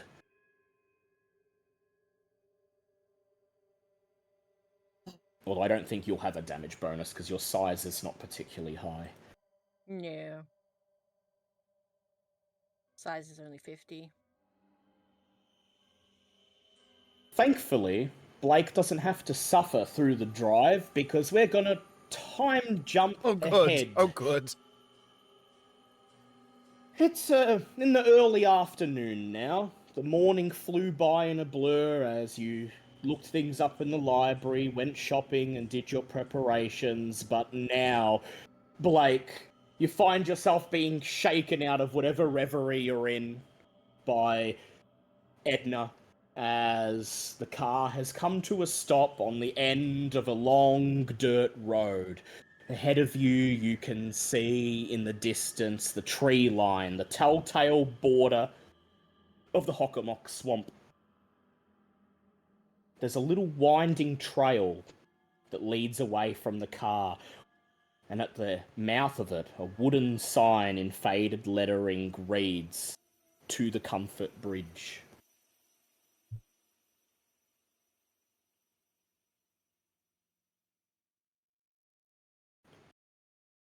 What would you like to do before you set out, guys? So we're on the bridge. Yes. What's the day? Well, you're on the way to the... Oh, on the way. So, yeah, you're about to head off. You're at the mouth of the trail that leads to the Comfort Bridge. It's early in the afternoon, you'd say about 1 o'clock, 1:30. Still plenty of daylight to go. I just want to say to everyone that make sure we're fully prepared so we don't get a lost and disorientated like we did in the swamp.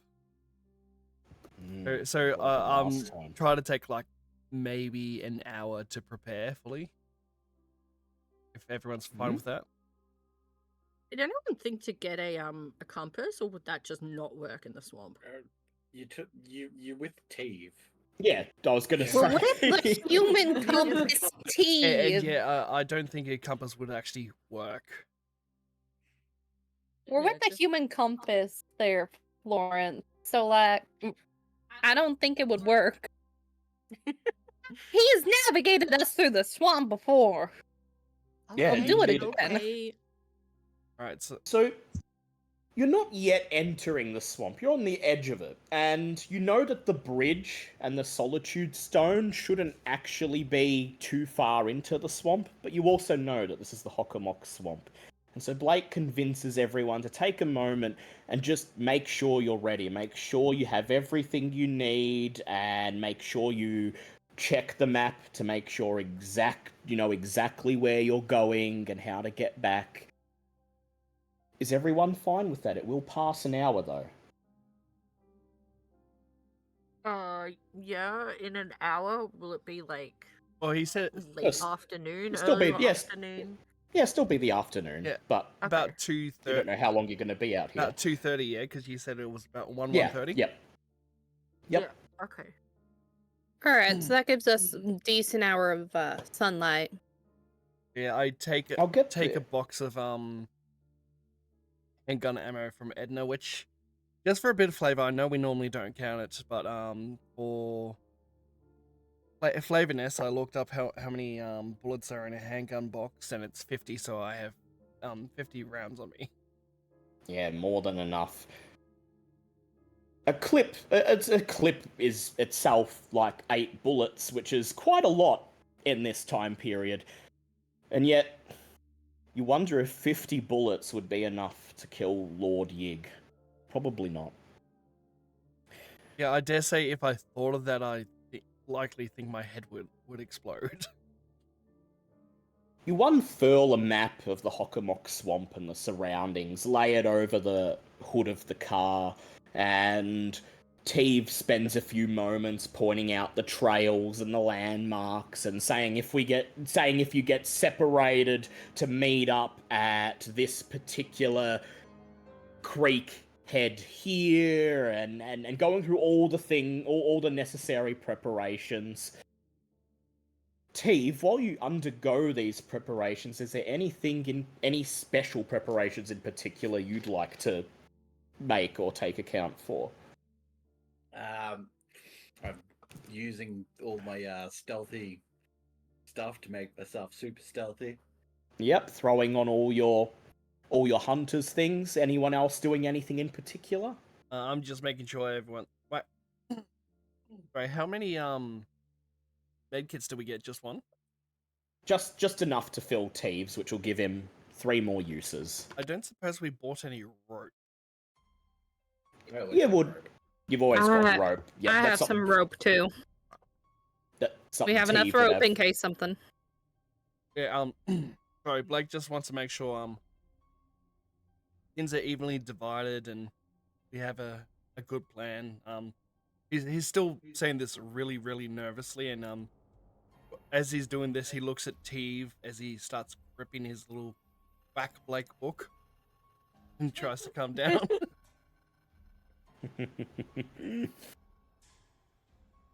An hour later, you're all loaded for bear. You don't look like investigators anymore. You look like some kind of militia. Teve is wearing camo and a ghillie suit. Edna's clutching this huge shotgun. Yeah. So is Violet and Blake. The bookish, nerdy academic has a handgun that's about the size of his head clutched in his hand, and that is a claw-like grip around the handle. He is holding onto that firearm for dear life. Yep. You all silently wish each other good luck and turn away, stepping onto the trail and leaving Edna's car behind. You walk for about 20 minutes, following the winding trail closer and closer to the tree line until you finally come to the Comfort Bridge.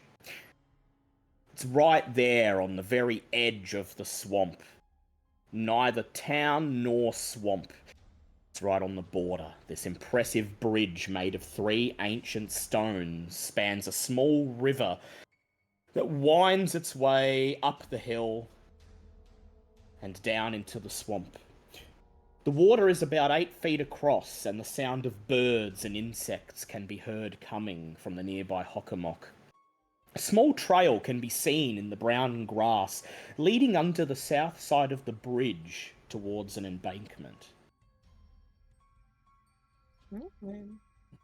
Head down there. Where are we on the map on the handout? On the map, you would be at about... Let me point it out to you. Right now, you'd be sort of just on the edge of Highway 24 here. Like, sort of right in front of this little winding river you can see that comes from the hills and then cuts through the swamp. Right. So, just judging by that, we're sort of near where we're in first episode. Yeah, you're a couple of miles away. That entry point was a bit closer to town, right on the edge of Bridgewater. This is a bit further out the city limits, but it is in the same general vicinity. That said, You peer at that tree line, Blake, and you don't recognize anything beyond. Oh, It's all Greek to me. I'm going to follow the little path that leads. Does it lead down under the bridge? Yep, follow the little Yeah. embankment. I'm off. I'm off down there to go check it out. I'm following think- Edna. When Yeah, I think when I we get should- we down should there, all- Oh. some of us should follow, and Alright. some of us should just wait behind. Because we don't want anyone to go off by themselves anywhere at any Um, time. when I get down there and have a look at the bridge, the 3 big stones that are basically making the bridge up, I'll look over them. See if because not either everybody looks at those stones. The stone could have been used to make the bridge. Yeah, good idea. So Edna's making her way down the trail. You're all following. I assume nobody wants to be left alone. I will ask, do you have your weapons drawn? I have my weapon. in I my have hand. my weapon in my hand too. It's a shotgun. We can't Mm. really not pull it Yeah, away, I can't really you know. holster that. Excuse me, I'm just gonna stick it down my bustier. Well, you Like- Yeah, and- same. you can carry it in one arm unloaded. Well, uncocked. Oh no, it's uncocked, but I've got shotguns in the Yeah, we- shells in the chamber. Yeah, Yeah, I just have the hunting knife tucked into my garter under my dress. Ready to And pull then it I out. also, Yeah. again, double-handed, shells in, thumb on the cocking mechanism. Yep, so you hear the crunch of Edna's boots and then the several firearms being loaded. Blake, are you clutching that pistol for dear life and pointing it in front of you, never lowering it? Don't put it at me, Jesus Christ! If you're gonna, I'm sorry. I swing it around and I'm pointing at Steve. oh dear God. Don't point it at Steve! Aim it towards the ground! Oh, sorry. I pointed to the ground, but it's actually at Edna's foot. And not at Edna's foot. Jesus Christ, Blake! Somebody is if you keep I this think- up, Blake, we'll I take think it off we you. need- Is I this think we need to try and get Blake. Thank God I got the more, safety on more it. calm. He just Because subtly he's falls back into the bushes. Yep. he's the jumpiest of us, and we don't want Blake to shoot off Blake, a round Can at you the please slightest put sound. the gun away and put the safety on and put your gun away? I just look at Steve and see he's slowly starting to raise a book. No, I'm fine. I'm fine. Blake, darling, listen to me. You aim it at the ground. There's Oh, no. Listen. Breathe. Aim it at the ground away from the group. And make sure you try not to pull that trigger unless there's a Have the tentacle coming up safety at on. us. And have that safety on. And I take the gun and then just click on the safety. You see this little thing right here? Take it off when we actually need to shoot it. Got it? You just press it on the other side. I actually like just go no. Chuckles nervously. I know how the guns work. I've spent a lot of time reading it. It's just very different having it in Why the did you hand. put the safety on? I know it's different. God. But you need to calm down, put the safety on, Meanwhile, I'm And still just cotton on down. stay calm. Just Breathe in don't get the and out. just don't get the bad man to hit me with the book again. I'm gonna Go like go. Once he Come on. says that, a Steve? gun manual just flings out and hits him in the head. Thunk.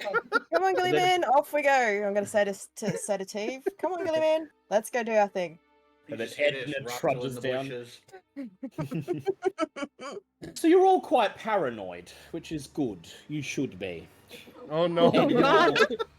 Edna is the one leading you down the trail, walking cautiously, shotgun in hand, cocked, her boots crunching.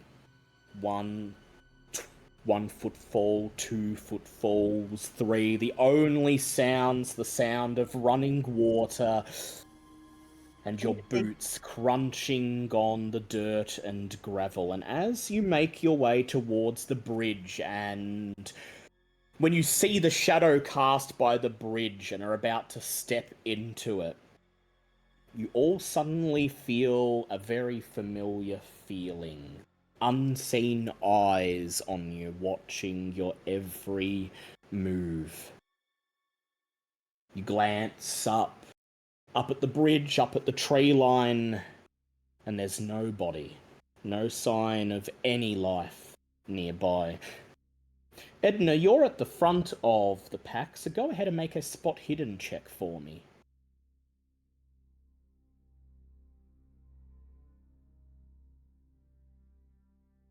All right.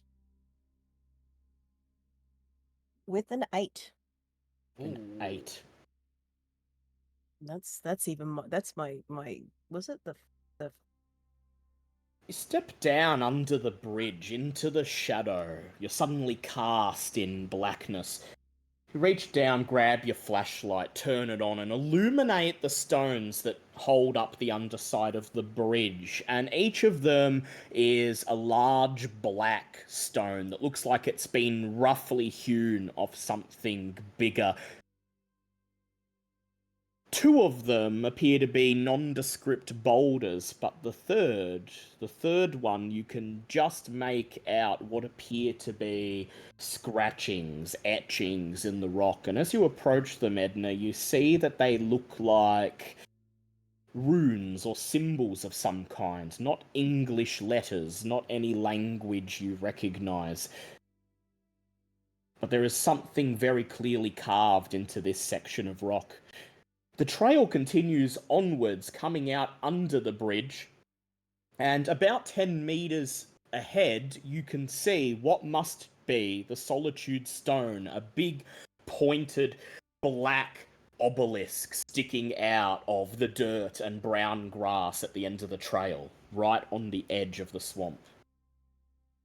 well I'll say to Blake, because he should have a pen and paper on him being the bookworm. There's some etchings here that you may need to on this stone here that might be interesting or prove useful at a later date. If you'd like to quickly scribble them down. Ah, yes, quite. And also, I do believe I see the Solitude Stone, but we will wait here until you have done that so that we can I pull out the approach this with a bit of I caution. pull out a little notebook and pencil on me and just start scribbling, and I start getting less nervous because I'm starting to do nerdy stuff again. You're in your element. Yep. Go ahead, make an intelligence check for me to see how accurate your drawing is for later. Intelligence is 70. Oh, don't fuck with me now. That's an 85. Is there any chance of pushing it, or is that a no? You can push it, but you'll need more time to copy it down, and something could happen very soon. Does anyone have some charcoal and paper? Oh, I'd say, Teve, you're probably the most likely to have some charcoal. yeah. Yeah. And bookworm has If I paper. needed Pops do out I- the paper on top of the carvings and just quickly does it over with the charcoal. Here you go, mate. All right, go ahead, re-roll, Liam. Okay. Thanks. I try in my best Australian accent. Thanks, Steve. Don't ever do that again. Right, that's a 41. That's a pass. So there's just silence, save for the scratching of Blake as he rubs this charcoal over the paper and traces the runes. And Teve's going, no, you don't have to draw it, mate. You just rub it. And Teve, Rub it really good. You're helping him, so you don't get to make this check. I'll instead go to the next person in line. Violet, go ahead and make a listen check for me, please. All right. Let's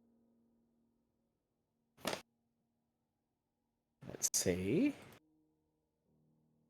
How'd you go? That is a 31. Is that a pass or a fail? I have no idea. What's your listen skill? Okay, that's a fail. Oh, That's a fail. You can push it if you yeah, like, can I push or it? you can spend luck if you've got luck. I'm gonna push it. oh. Go ahead. That is a 19. Oh, So that is Ooh, Oh, you're shit. lucky. So everyone else is ahead of you. Florence is drifting closer to Edna and Teve and Blake as they're under the bridge, and Blake's furiously copying down these runes. You're the only one with your shotgun cocked who's keeping an eye, who's just waiting to see what will happen next. And that's when you hear it. Rustling, the sound of twigs snapping underfoot, the sound of rustling leaves. Coming from somewhere to your left, Violet, do you turn to look? Yes.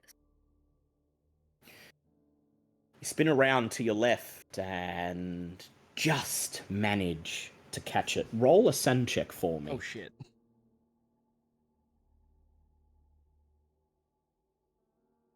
That is 28. So that is a pass. That is a pass. You will still lose 1d3 sen, however, for a pass. Perfectly fine. Alright, that was 1. Alright, continue. You open your mouth to scream, and your voice is caught in your throat.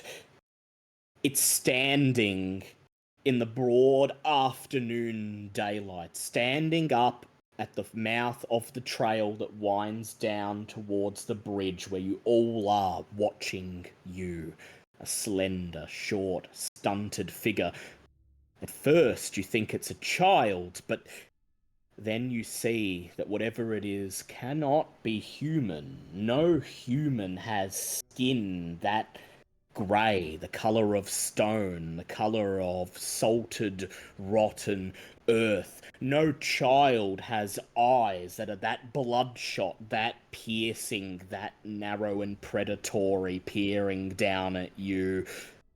It wears some sort of headdress, the feathers bent, miscoloured, flowing down behind it, making it look like it has gnarled demonic wings. It sees that you have spotted it. And then, with blinding speed, darts away, turns, and like a laughing child runs into the tree line, into the swamp, and out of your sight. Oh, hell no.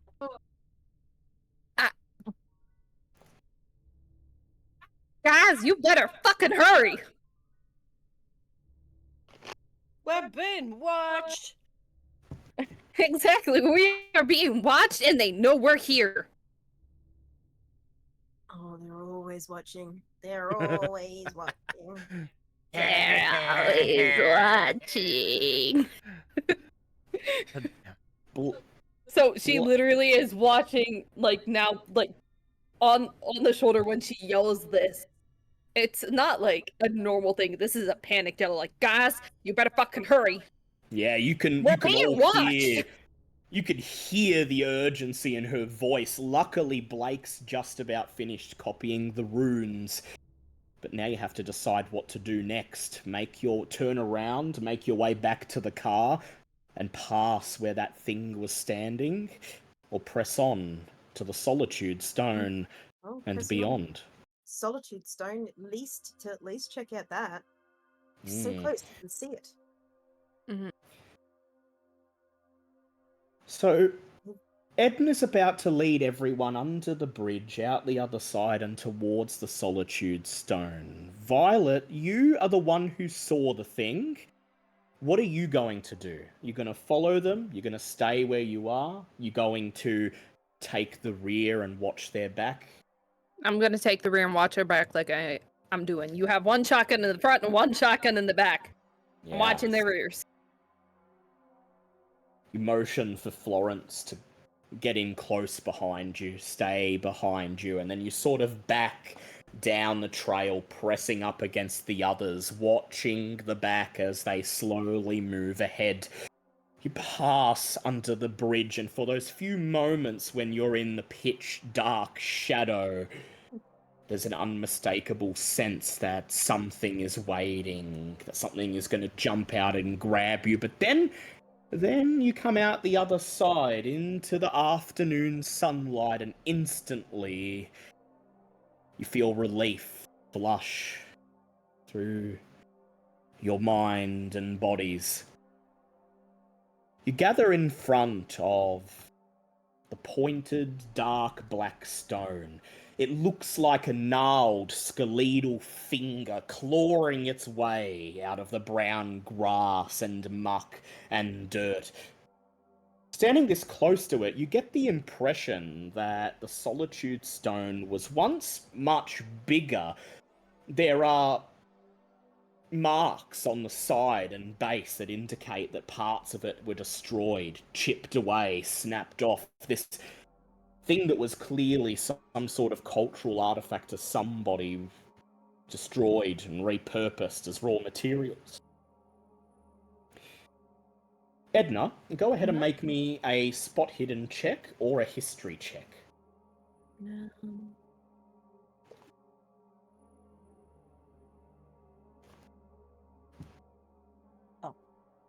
16. 16. And that is under half for both of Yeah, them. that's a hard. So would you like that to be history or spot hidden? Because Doesn't matter either way. slightly either way. All right. So Yeah. now that you can see it up close, you realize what this is, Edna. You're knowledgeable enough with history to know this is not just a random landmark or monolith. This is a stela. This is essentially a memorial stone, a grave marker for someone of great importance. Typically, the person may not be buried in this spot, but a monument like this would at least be erected as a sign of respect. This location, this place, has some significance, as does this object.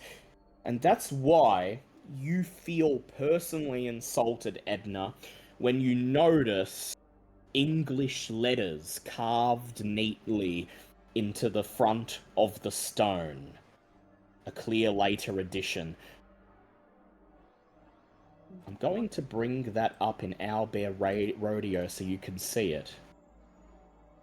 But you kneel down and take a look, and somebody has carved a message into the stela.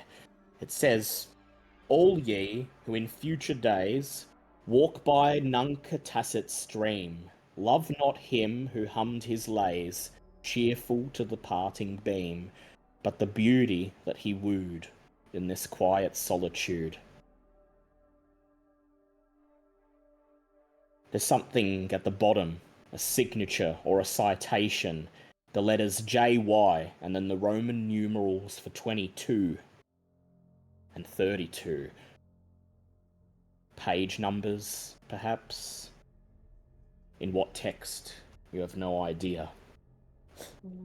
But as you read this, Edna, you feel the strangest thing for only a split second. An intense, undeniable anger surges through you. The anger of someone whose dearest, most sacred trust has been broken and violated. And then as suddenly as it came, it's gone. And you're left staring at the stone. Blake wants to point out on the stone, it may not be nothing, but maybe someone like a child or someone who couldn't spell properly wrote this, because if you look at the beauty, they missed the A but hastily put it in. Yeah, there's where it says beauty, it says BEUTY, and then someone has done the little triangle, the carrot, and inserted the A.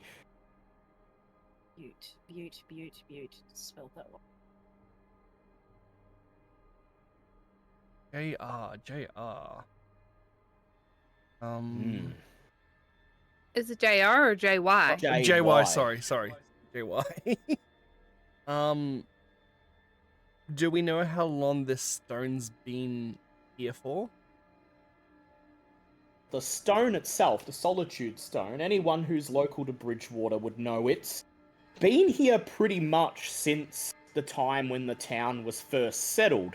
The writing, the engraving on the stone, however, if someone would like to do a natural world check, they might get a sense of how long that's I'll do been that. here. Yeah, I can roll as That well for is natural world. a 46, and my natural world is 50. It's obvious to you, Teve. The engravings are too neat, too clean. You could read them without having to clear gunk out of them or chip away at them. This was done fairly recently. If you had to hazard a guess, no more than a month ago at most. Am I able to do a history check on the initials, see if anything rings a bell? Yeah. Anyone can go ahead. Go it. You can make an education check if you like, actually, Blake, because you've been in libraries your whole life. And Education, that's what I... But, 80. I will also say, like, that I am a little bit disgusted that somebody would do that to a memorial stone. yeah, that's I know I will voice that out loud. I am actually quite a bit miffed that somebody would do that to a memorial stone.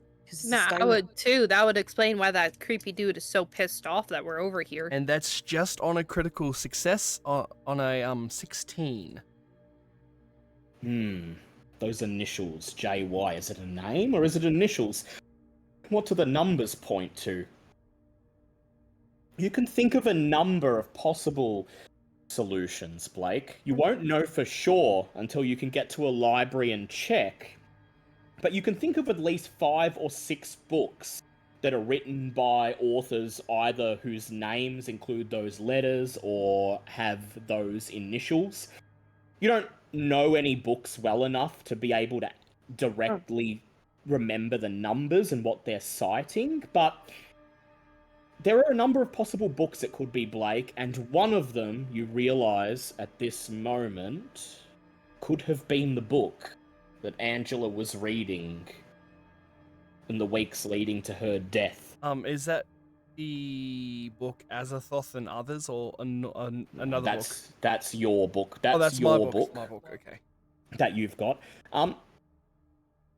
You were unable to actually find the book that she'd been reading. Oh, okay. But, so you don't know exactly what book she was reading, but you do remember that the first name of Dr. Kubrick, the local historian, was Jiskel, or Jai for short. And it occurs to you that she may have been reading one of his works, which would explain her sudden interest in the Solitude Stone and the swamp. You won't know for certain until you can get to a library, though. Oh, that's just what I gave you with a critical. Yes.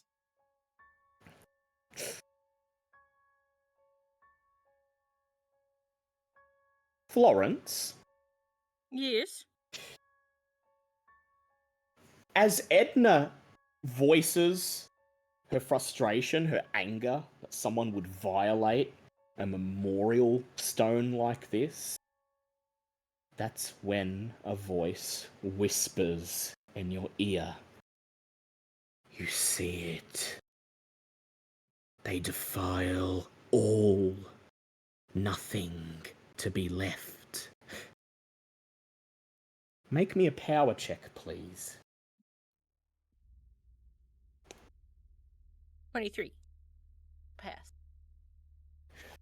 You suddenly become aware of a very intense urge to walk past the Solitude Stone and continue down that winding trail into the swamp. Something is calling you, something is beckoning you, the same thing that spoke to you last night. Okay, because I was gonna ask, is this the first thing that was speaking to No, me, this or is seems this the to most be- recent thing? This seems to be the thing that was calling to you last night. It's the same sing-song voice. They destroy it all. Nothing to be left. Do I feel like I can trust this voice? Or is With it more of a or am I more like sus paranoid kind of with a success on your power roll, I will say that it's clear to you that whatever it is wants you to follow it, but there's also a very, very subtle sense of the sinister to it.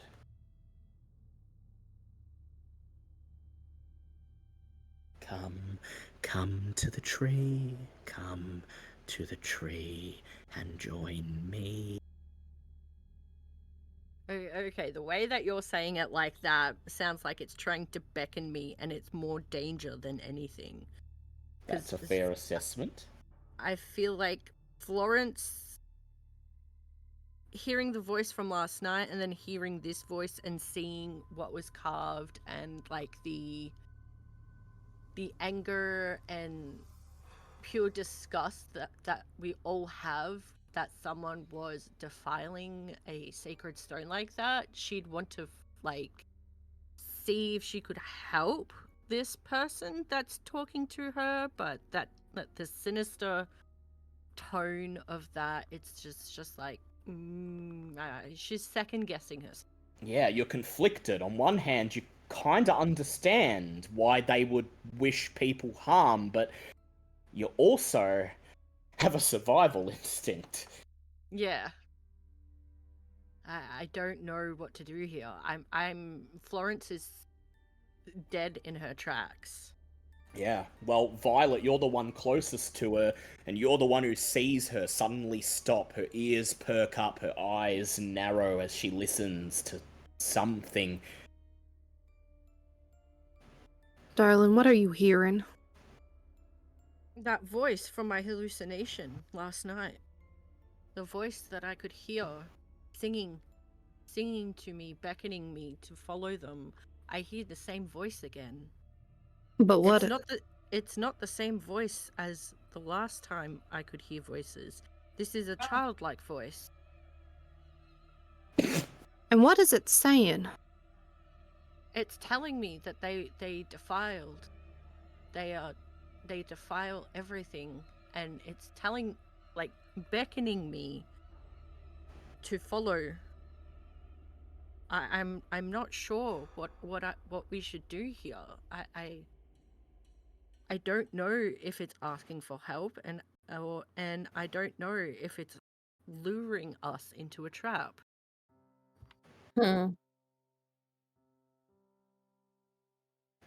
Just general question out of character. Is there any way for me to hear the voice as well? You can try, but seems Is that there she's a able to way hear to it for a reason. Okay, is there a way that I can do like some kind of witchy juju meditation kind of thing and let her into my subconscious and then she'd be able to hear those voices? That's a bit beyond the rituals you know how to do, but you can think of one way. Whatever was on that dart that's causing you to hear and see these things, you wonder if she were to also imbibe whatever that is, whether she would hear and see the same things. Right, but then how would we get that substance? Don't you have it, a little bit of it that you still like had to identify? You do have a little, yeah, I'd say you've got a little sample left from when you scraped it off the body at the morgue. Plus you also have the dart itself that was shot into you that Teve removed.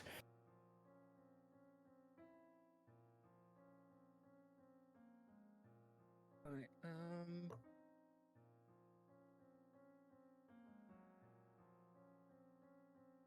Florence pulls out the sample of the substance that she was injected with. And Tiny. beckons to Teve. Teve, she make calls you over and she gives you the pinch of the sickly green powder. Go ahead, Florence. Continue. Is there any way that you can turn this substance into some kind of tea that the rest of us can I'm always up possibly for making a cuppa. possibly ingest, so you guys can hear what I'm hearing as well? Because it seems that this substance is opening my mind up to something that is otherworldly, basically. Seeing as we're making it as an ingestible rather than a direct blood, direct to blood transfusion, it won't be as powerful as what you got injected with, but it should do some amount. And it won't kick in as quickly either. Mm. But I kind of need to know it now instead of the quickly. Well, then I suggest you snort the power, love. I mean, it won't be the first time, but I have a better thing. And pulls like a little hat pin out of her like hair, pricks the tip of her finger, and just like quickly like takes the tiniest bit of the powder and dunks it onto her finger. And then you ingest. And nothing happens. It smells awful and it makes your nose burn as it goes down. I don't snort it. You don't snort it. Oh, you're going No, to prick it into your... it's literally Yeah. pricked into my finger. Yeah, yep. You prick yourself and you feel the pinprick and you watch as the skin around the pinprick begins to turn a slightly green shade of color. And nothing happens. There's no radical shift in your perception. Your consciousness does not shatter. It seems as if you did nothing at all. Until... Make me a power check, please. Jack. 16. You're So about I to pass. You pass. You're about to turn around and announce to the others that whatever it is has lost its potency. When suddenly, something unseen grabs you by the navel, stops you in your tracks, and you feel your body contort and turn, moving of its own accord. You all watch as Violet just silently steps ahead of you, past Blake, past Teve, past Edna, past the Solitude Stone. It only takes a few seconds. But it doesn't... To you, Violet, it feels like an eternity has passed. You suddenly find yourself in control of your body, standing in front of the stone, facing the trail that leads into the swamp. And there is an unmistakable urge to go further. You're astounded to discover that you're standing ahead of the group now rather than behind. You don't remember walking even this short distance. And you're very, very lucky that whatever it is that allowed you to break out of this trance stopped you before you could go further. But you can feel it now. You can't hear anything, but you can feel what Florence is feeling. That something wants you to enter the swamp. Not just enter the swamp, but follow this trail, this specific one.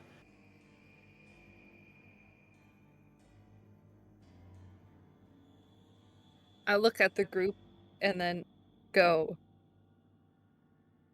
well, damn, I thought it wasn't about to work. Apparently they're mad, and apparently they want us to go this way. And I see what you mean now, Florence. I see it. Feel it. I kind of just step away from that trail that I'm just staring down now. And just, like, make my way back towards Florence. Still staring down the trail, though. Two of them now, Violet and Florence. Both of them under the influence of something. You can press on, or you can turn back, regroup, come back another time, but whatever Violet spotted before is between you and where you came from. Can I talk to the creature? You could try. Oh, Steve can tame anything if he rolls well enough. Nah, I will try to talk to it as Chief's guys to, like, control it. So you want to head to where you saw it, see if you can flush it out? No, you said it's standing in between where we came from, and that's where you saw it. You know, it's not currently standing there, but that's in the vicinity where it was. So you would. Nah, I'm gonna call out to it. Gonna call out to it, and what will you say? I'm gonna use persuasion. Fuck off, man. No, I'm gonna call and be like, hey, we're also pissed off that someone carved this. If that's what you're trying to discern with us, please come forward and actually talk to us. We're here to help in a way. So, can you please just come out here? Make a persuade check for me, please. Oh, that is a critical success with 5. It's like the 0 and then 5. So Violet just shouts into the swamp. You can't see what she's trying to talk to. Doesn't even appear that there's anything there. And to the rest of you, there's no response. But Florence, you hear it. And Violet, you hear the voice for the first time. You shouted into the swamp, but that's not where the voice comes from. It resonates in your own skull, in your own head, as if the words are manifesting in your mind, not merely being spoken. It's a vaguely childish voice, always talking in a mischievous but forlorn sing-song. Come to the tree. Come and join me. For Mikote makes all better. Well, Shall I follow? so are we all hearing this, or just Just Violet and Florence, because they've imbibed.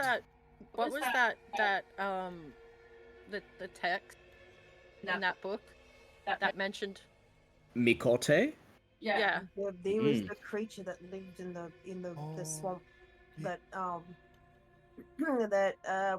was not a god that they all worshipped. It was actually a creature that he actually tricked them.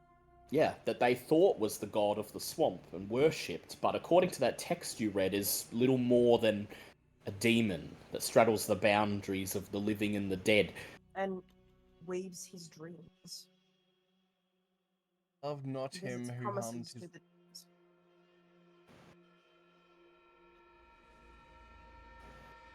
the So it looks like a warning.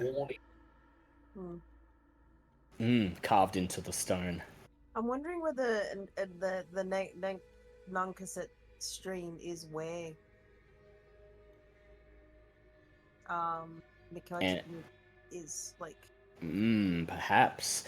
According to the map that you just looked at before you headed into here, the stream isn't named on the map, I will point out. For some reason, whoever made the map didn't put the name there, but there is a creek. The stream that the bridge straddles appears to go further into the swamp and eventually opens out into a large lake. And It's the only lake on the map that isn't directly named. Beauty that he wooed and Yeah, that would be for a Right, reason. I wonder if the locals know I'm- more than what they. I'm thinking. Oh, sorry. Yeah, I wonder if the locals know more than what they say.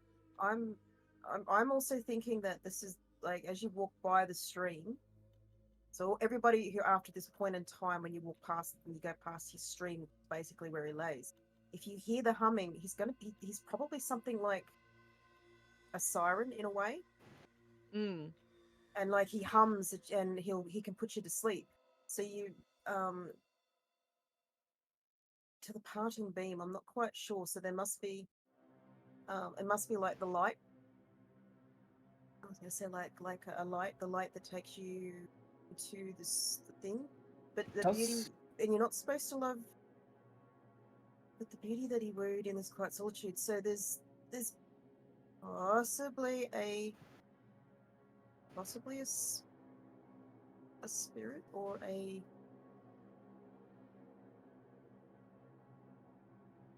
It does occur to you that when Florence was being lured to this place, or whatever was happening to her, that it happened in the night while she was dreaming.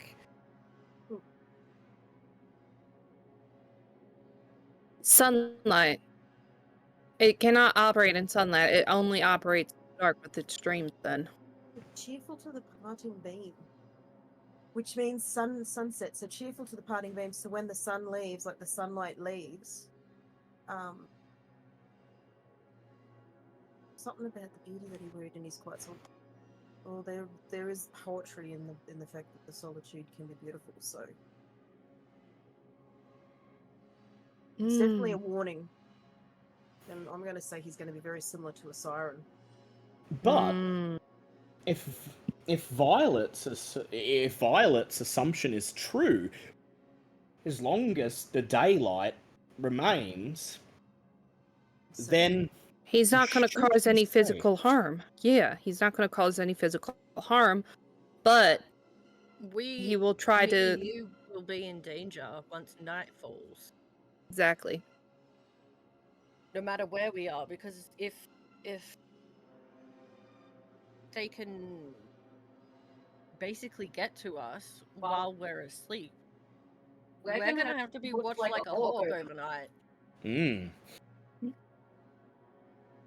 Perhaps it might be a wise idea to press on and go to this tree in the daylight. How much more daylight do we have? Do we have enough time to get there? Yeah, and it's it's no later than 3 p.m. at this point, so you've still got at least another guaranteed hour. It does get dark fairly early in this part of the world, but you've got another hour at the very least, and perhaps another hour after that. Assuming the tree is not far, you have more than enough time to get there and back. While we're all discussing this, Tave recalls a certain tea that he learned of when he was exploring Africa. It's a spirit walking tea that sort of simulates a half sleep state. That could be handy. So what would you guys like to do? I say we press forward, because at the end of by the end of the day, myself and Florence could be very much not here anymore, or not able enough to be here. That's why If I'm you get what I offering mean. the spirit walk tea. So you can have some sort of control over your sleeping state. Well, yeah, that's perfectly fine, but also if we press on and nip this problem in the bud, If you can. if we can. we need to see what's going on anyway. Yeah. All right. Yeah, looks like we're moving on. Dave looks disappointed as he puts the peyote back in his. But Teve don't Um, feel left out because they're about to enter the swamp and they're going to be dependent on you to get them in and out safely. Before I do that, I'm gonna hand Teeb the shotgun and say, if anything happens, I'm trusting you with this. Dave looks back at you and says, "That's a really bad idea. I'm not that great with a gun." Oh wait, no, I am. Never mind. Yeah, you're the one that taught me how to shoot first. Like, come on. He I takes it had and some knowledge, still. takes it and with the skill of a natural born American, cocks it, opens the chamber to make sure it's still loaded, pumps the pump. You just said American, he's Australian. I said like a natural born American, but you're not one. Like one. And then we press on. Edna, are you still keeping up the front now that Yes. Teve's got the shotgun? I've still got my shotgun. Yep. I'll still go at the front. He's probably a better skilled towards the back. No, Alright. you can lead. I'll carry along in the bushes out of sight. Right. I shall lead on. Tally ho and pip pip. You all sigh, knowing that once again you're about to step into this swamp again. And you might not make it out. You make your way down the trail, and those trees well up. They're in your face within seconds. It seems like you took a single step past the Stella, and then you're already moving through the trees. The sound of running water, the sounds of life, animals, birds instantly die out and are replaced with eerie silence, nothingness. Teve, go ahead and roll me a stealth check, and you may roll it with advantage because you have your equipment and you've taken the time to get ready with it. Yay! You're welcome. That's a 17. That's a 17. That's a half pass. Half pass. That's a hard pass. That's good. Yeah. You all leave behind the world that you know and step once more into this primeval, chaotic world of madness where the trees grow so thickly together that it's hard to tell where one ends and another begins, where they seem to form natural walls and causeways. It's as if the swamp itself is funneling you through it, directing your every move, pointing you to exactly where it wants you to go. Occasionally you hear rustling in the bushes. A short distance behind you, you catch a glimpse of Teve every now and then, dressed in his camo gear as he moves from one tree to the next to the next. Shotgun constantly cocked. I would like everybody to go ahead and make a listen check for me.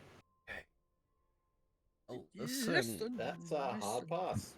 Hard pass. And I was going to say, Teve, you can make yours with advantage because you're hidden. Oh, mine's of a base of 20. Well, that's a 10, so that's the 5th pass, extreme I got a pass. 12. I get a. That's a I got a fail. 15. I got That's a a pass. I Yeah, got a apparently my 27. listen is only out of- 29 and I rolled a 52. Well, My- as my long listen as is everyone 20. else did. My roll is Yeah. my listen is a 26 and I rolled a 27. Ooh, I you wanna rolled a spend a luck? 15. Yeah, I'll spend a luck point. 1 point of luck. There we go. So out of that, only one of you fails, which means it is a group pass. You hear somewhere to your right, somewhere beyond the bushes and the trees, the sound of rustling, snapping branches, the sound of heavy footfalls. It doesn't sound like something is walking, it sounds more like something is being dragged. As if as if either a body or a person is being dragged through the undergrowth, or as if somebody is moving around in there. But rather than walking and stepping, they're dragging their feet through the undergrowth, unconcerned about who hears them or sees them. And Teve, you, hidden in the bush, hear the rustling closer than everyone else. So close that you're able to pause for a moment. Just pause and stay still. And Teve, I'll allow you to make a spot hidden check, but only you and only in this situation. That is a 26. So that's just a regular pass. Regular pass. You hear the shuffling, the rustling, the breaking twigs. And you see about 10 or 20 feet ahead of you, almost barely imperceptible in the thick undergrowth and the gnarled tree branches, a shape moving, far enough away and obscured enough that you can't make out the finer details, but it's tall enough and the right shape to be human. It's not like the thing you saw yesterday, Teve. It doesn't look like a child, it's not wearing a headdress. And more importantly, it doesn't move fast. It doesn't dart out of the way as soon as it becomes aware that you can see it. Instead, it stops, turns its head to face you, and for a moment you see the gaunt, emaciated face of a corpse watching you from beyond the bushes. And then it turns away and shuffles onwards, disappearing out of sight. Nice call. Who did that? What do you all do? Well, Teve was the only one who saw that, yeah? Yeah, but you all heard something, but Teve, you saw it. Do you reveal yourself and alert the others, or do you stay hidden? I'm gonna stay hidden. Mm. Seems like the practical thing to do right now. The rest of you, hearing those sounds of movement, which have now stopped, by the way, it's clear to you that you're not alone here in the swamp. Who was that? Did you guys hear anything? Yeah, I definitely heard something. Whatever we plan on doing down the stream, I think we better do it quickly.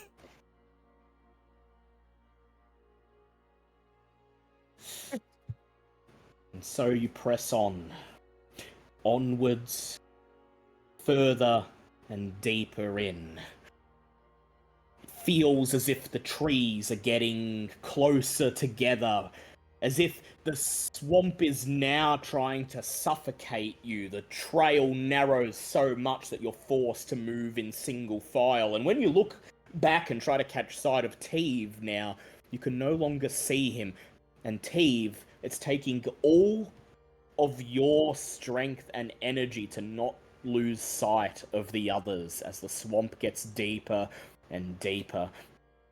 And then suddenly, it stops. The trees begin to fan out. The trail suddenly widens into an isolated little clearing. Blame me. I do. So Oh my god, why? Step out into a small, isolated clearing, an almost perfectly circular area in the swamp, where the trees just, for whatever reason, stop. A thick white mist lies across the ground, and moss hangs heavy on the trees. A particularly large tree dominates the clearing, almost dead center.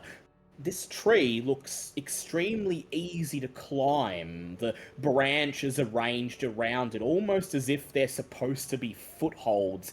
and a large limb gently slopes upwards over what appears to be a bare patch of ground. However, a brief parting of the mist reveals a bed of jagged rocks in a tumbled pile at the base of the tree. The rocks are stained red.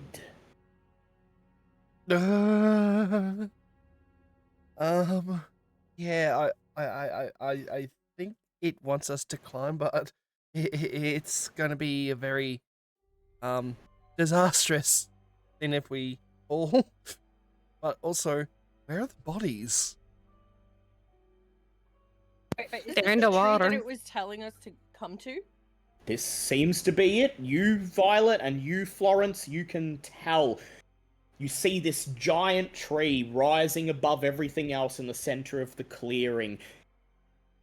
And that unseen, unknowable something, that urge in your gut, is telling you to climb the tree, to walk to the end of the limb, and throw yourself onto those rocks. Okay. Do it, sings the voice. Climb the tree and give to Mikote. I just thought it was a stupid idea. Climb the Just tree. while everyone else is busy focusing on this, Tave just stealthily goes around and makes like a little trampoline thing out of his rope above the rock.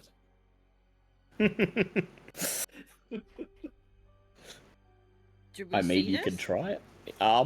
Steve's pretty well hidden. As long as he doesn't venture out into the clearing, you probably won't even see him.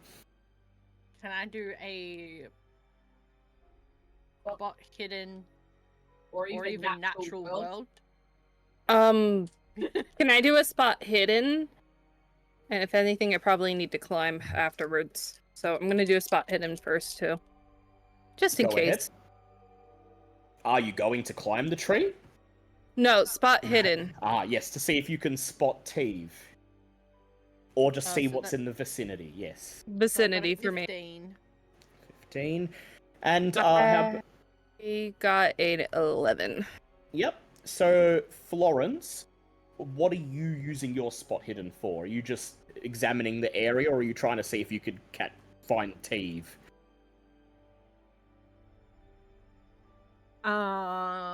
Yeah, probably just examining the area, Yep. seeing if anything's like Yeah.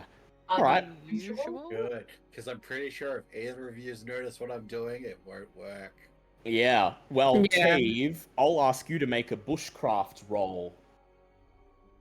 I'm examining. Wow.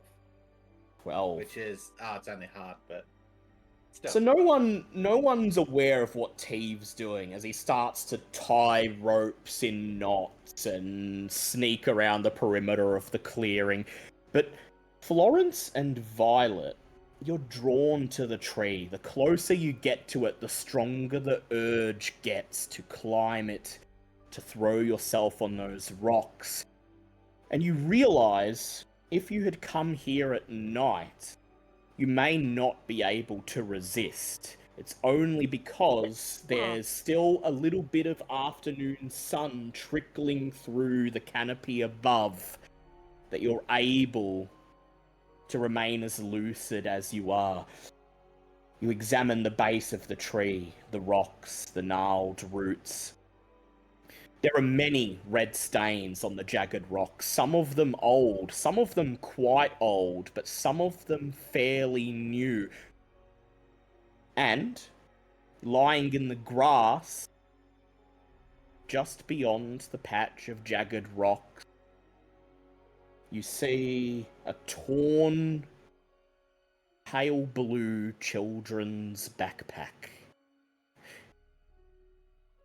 Garish red bloodstains soaked into it. He fell from a great height onto rocks. Indeed.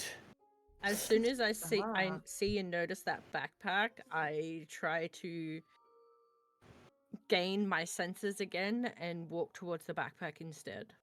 Yeah. Make me a power roll, please. Yep. Can I Ooh, make a power roll to just try to step back and away to like From the tree? from the tree? Um, Yeah. You won't Yeah, need to I make got- a roll for that, but she'll need to because she has to get closer to the rocks to get the bag. Okay. I'm ready. But yeah, you have I enough rolled my presence of power mind, you can step exactly. back. Exactly. Oh, you're lucky. That is a pass.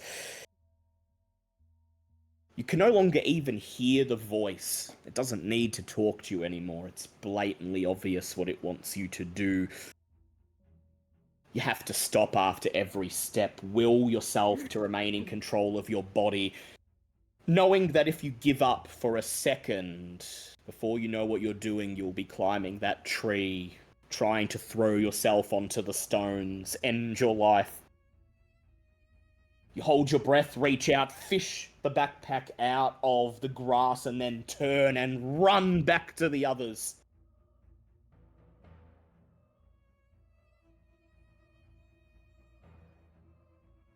Florence has Oh, in her hands. Dale, you like cut out Yep. for a good like 5 seconds.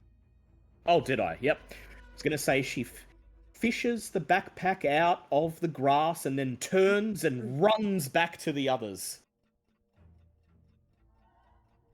Gritting her teeth in determination, her eyes closed tightly shut. And now she's standing before you, holding out in her hand a torn, bloodied children's backpack. Um, where did you find that? I just saw it over there amongst the Um, blood and the rocks and the trees. Is there anything in it? I don't know. Mm. Starts going through it. You're lucky. It hasn't been ransacked. Hasn't even been touched by the looks of it. You Well, open that's it a up. good thing. Open it up, and you find a little pile of children's school books inside. Some notepads, an exercise book, a little canister of lead pencils, leads, and erasers. Each of the items has a single name scrawled on it in minuscule but still readable handwriting. Angela Lawrence. There's one thing in the backpack that doesn't belong. It's not a school book, nor is it any item you'd expect a 12-year-old girl to be carrying around. There is a thick, black leather-bound book, and the golden lettering on its title reads Legends and Folklore of the Wampanoag Tribe by one Jiskel Kubrick. I shall suggest seeing if that particular where that particular thing that was carved into the rock would be. Blake, would The you one- like to... You're right. I would very much like to read. What is your library use skill? My library use skill is 60. No roll needed. Oh, excellent. You take the book from her, you flip it open, and you start flipping through to the numbers, the page numbers that are in Roman numerals down in the bottom right-hand corner. And there, exactly where it said it would be on the stone, is the phrase, the same thing carved into the stone, into the solitude stone. I'm also going to kind of change the way I was thinking about why I felt angry with the rock. Like, not only like apart from it being a tribute desecrated, like, but how dare like somebody put in a warning? Like, I'll let you go. Sorry. yeah, like it's more of a how dare you warn people about what's gonna like, give them a warning. Like, I'm thinking maybe the anger is more to do with the fact that they carved a warning, like the clues on how to survive, onto the monolith, like onto the solitude rock. Also, Makes sense. it's just clicking in my mind. the passage on the stone was done like what within recently, yeah. Our missing child Yeah, wrote very it. recently. Yeah, so Angela could have wrote it, and that's why she died, basically. That's exactly Yeah. what I was gonna say. Doesn't answer the question of why she would write it, or even why a child like Angela would have a book like this in her possession, but it seems as if you've discovered what led to her death, ultimately. Can I peruse any of the other notebooks to see if like there's anything else? You sure can. Go ahead and make me an English language check. Wait.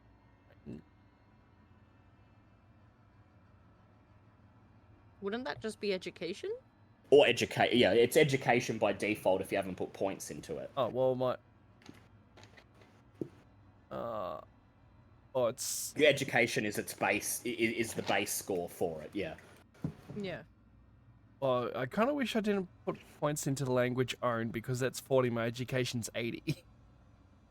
Well, no, because that'd be, if you've put 40 into it, Oh yeah, it adds then, up. yeah. Right, so if that's the case, I can't fail this shit then. Yeah, basically.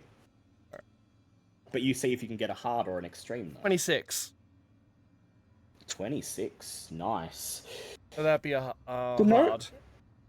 The notes and the exercise books contain pretty much what you'd expect. Children's basic composition, nursery rhymes, the stuff you'd expect a 12-year-old girl to be learning at school. The only suspicious thing is a folded up piece of parchment wedged in one of the books. It clearly doesn't belong. You fish it out, and in a very distinct form of cursive handwriting, a single sentence is written on this note. It reads, "I thought you should have this book. It is your birthright." There is no signature or identifying mark. But there's something oddly familiar about that handwriting, the way the loops loop around, the way the A's and E's are drawn, the way the T's are awkwardly crossed so that it looks more like they're tilting forwards than dead center. Huh. I forgot. Can I guess it would be history to think back of if I've seen this writing. Or education. You can Oh, choose either. Either way, it's going to be a hard roll. Yeah. Keep picking the. So education's. Yeah, education. Come on, hard. That is a what's that? 6. That is a 16. So smack 16. bang on critical for education. 16. You saw that writing fairly recently, you think. Your mind flashes back. Flashes back to yesterday when you were questioning the Lawrence's neighbors, when you were speaking to her young friend Sally. Her father, for whatever reason, had a pile of newspapers. All of them carried articles about the Wampanoag tribe. He'd made some corrections, some notes in the margins of a few of them. The same loops, the same awkwardly crossed T's. So her father gave her the book, but as what did he mean by birthright? Teve, what have you been doing this whole time? Good question. After setting up that the ropes and whatnot, I've just been stealthily going around tying things up here and there and making a few traps Setting up snares and hooks and nooses. and all the fun stuff. Teve, and everyone else,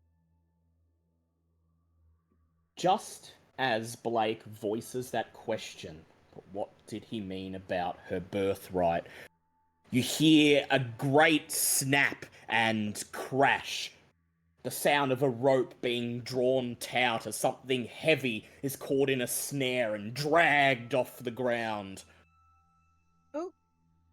Teve, you whirl around and see that one of your traps has been triggered. A human, a man, or a thing that was once a man, with peeling stony grey skin, bones visible underneath, and lifeless yellow, gaunt eyes, stares at you, held in place by the snare, lifted up off the ground and dangling in front of you. It doesn't struggle, it doesn't move, it just stares.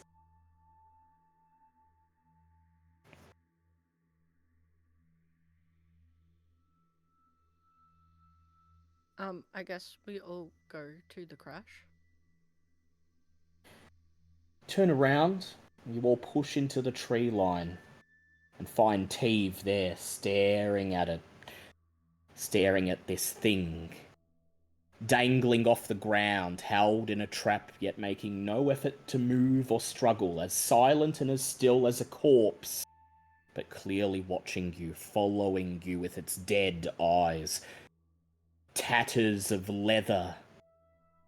The remnants of tribal garb dangle off its body.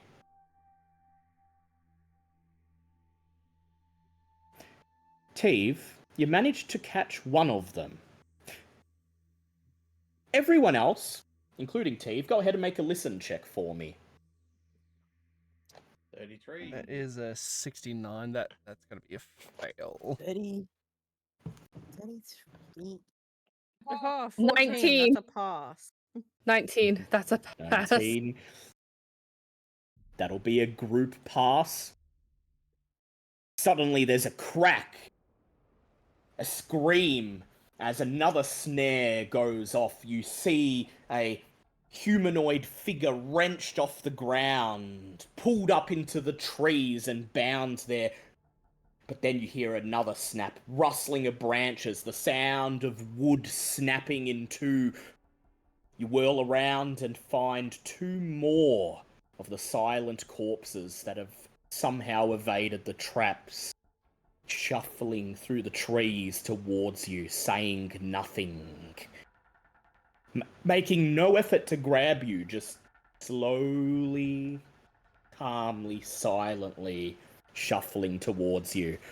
And I'd like everyone to make a sand check for me, please. Of course. Oh, shit. Yep, 30. yep. I'm fucked. That's a 67, so that's a fail on That me. is a 98. Oh, No, that is a Ooh. 40. I barely passed. I can I beat you passed. there. I got a 99. Jesus Oh. fucking Christ. I barely passed with a 40. I got a 34. So I passed. Okay. Those of you who passed lose 1d3, San. Those of you who failed lose 1d8. Go ahead and roll for me, please. Hey. That's a 2. That's a 7. That's a 1. Oh, no! Wait. Oh, no. Wait, D8? D8. Yeah, if you failed, D8. Oh, wait. No, I passed, so I got a 1. Okay, that's a Okay. 1. I Yep. rolled a 1. I passed. Oh, thank God. So the girls except Edna. Edna, did you pass? Yes, I did. Oh, so all the girls passed, but Blake and Teve Oh. failed. And I got the second highest roll of a 7. You did. And Teve, you got 2, so you're fine. So you loudly hear Teve shout, "Fuck!" And the girls scream as they see the two corpse men shuffling silently out from the trees. Blake, you see them, and you see that they are looking directly at you, and there is murderous intent in their eyes. Go ahead and roll an intelligence check for me. Oh, this is one of... Trying to tame them, No, team. this is the one you want to fail. Mm-hmm. Oh, come on. Oh no, I comprehend with a 3. You comprehend. Oh. What's your Cthulhu Mythos skill? It's a 10. 10. You know enough to know what situation you are in. Mikote cannot reach out during the day, but his servants can. And here you are, staring at them, the reanimated Woampanoag warriors, prepared to defend their land and their god at any cost. And they are coming for you, sensing within you stench of the Snake Lord, Oh no. their ancestral enemy. Well, you're I will fucked. give you 2 options. You may either choose fight or you may choose flight. How many are there again? So 2 were caught in traps and are held in place, and there's 2 others shuffling forwards. Well, let's see. That's a 7, so that's temporary insanity. It is. Would you like to choose fight or flight? Well, Blake has a handgun and a box full of 50 ammo, but I doubt he will know how to reload, so it's just gonna be emptying a clip blindly. He's just gonna scream, and Blake screams, "Ah!" He raises his gun, doesn't even point at the thing, just points it in front of him and unloads the clip. 1, Oh, 2, 3, dear God. bang, bang, bang, bang, bang. When did he release the safety? Yeah. Yeah. He would not have the wherewithal to release the safety right now. Yeah, which is why you're very lucky. The gun just harmlessly clicks. And you all feel yourselves sighing in relief, knowing that whatever he's done, he hasn't drawn more of these things. But what do the rest of you do? Oh, I'm so grabbing that gun from him. I mean, You have a shotgun. No. I gave it to Teve. Well, you can Oh, try to right. grab it from the temporarily insane man who's holding with a Oh. grippy, icy grip. He's still standing there, just clicking. Yeah, he's just going. I'm the closest to the one that's in the trap, right? His Yep, mind you is are. just going. His So, mind is just doing that. can I Pew, pew, use pew. spot hidden to see if there's any sort of weaknesses that we can exploit in them. You sure can. That'll be your turn. Violet, are you going to try to wrestle the gun from Blake? Honestly, now that I think about it, that's not a good idea. What would you like to do? If I Or Trying to- look at his head. You ready? actually, yeah, no, I take the book from Teve and throw it at his head. I don't Alright. think yourself. that would work with temporary insanity. You can still no, try no, if you like. no. Yeah, can I do that? What do I need? Or Um, no, I'm gonna roll with persuasion. You can try to talk him out of it. Well, No, you I'm can. going to persuade him by hitting him in the head with the book to talk him out of the temporary insanity. So normally, you actually can talk someone out of temporary insanity with the psychotherapy skill, but you can try persuade. It might. Your voice might get through. You never know. I'll get you to roll that in a minute. And Florence, what are you doing? I mean, if that fails, I can just shock him with a kiss. All right. So you're I standing. have my I can persuade him that way with my charm. So you're standing. You're standing by to help bring Blake to his senses, and that leaves you, Edna. You've got a shotgun. What are you doing? Are they just standing there? They're slowly advancing. They don't appear to be charging or anything. They're just very, very slowly shuffling towards you. Blake seems to think they're coming straight for him, but you just see them moving towards you in general. I'm gonna back up because if they're just stay out of their reach because I'm not gonna attack because they're meant to defend. So I'm going to back away. Like, Let's see what happens. All right, Teve, Yeah. go ahead and roll that spot hidden. Yeah.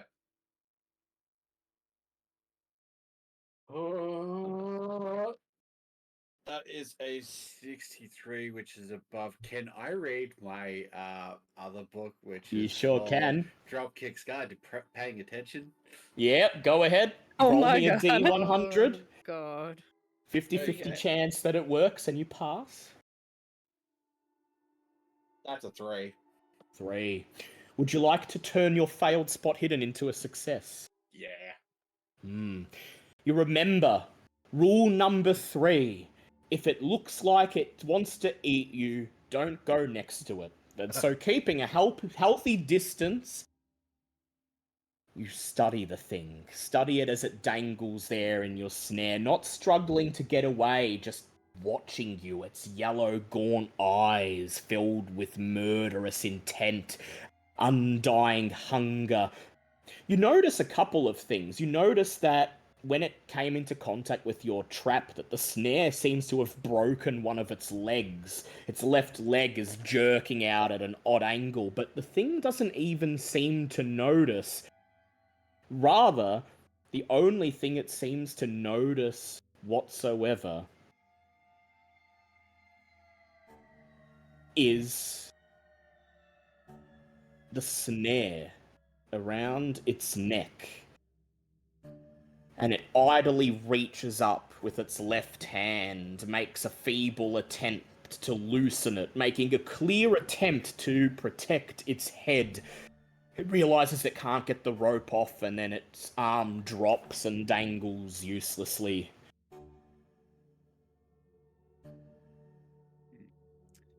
Can I lasso the other two that aren't trapped into the trees? Just to get them out of the way so you can all turn and run? Well, Sure. I mean, stabbing them in the head after they're Yes. pacified might be an idea, but Hmm. once they're sort of immobilized, that gives us a lot of breathing room. Might be difficult, but you can try to do it. Go ahead and make me a throw roll. Or a hard bushcraft. That's about the same either way. Half strength, so that's 30. Better off going 30. That's a 4.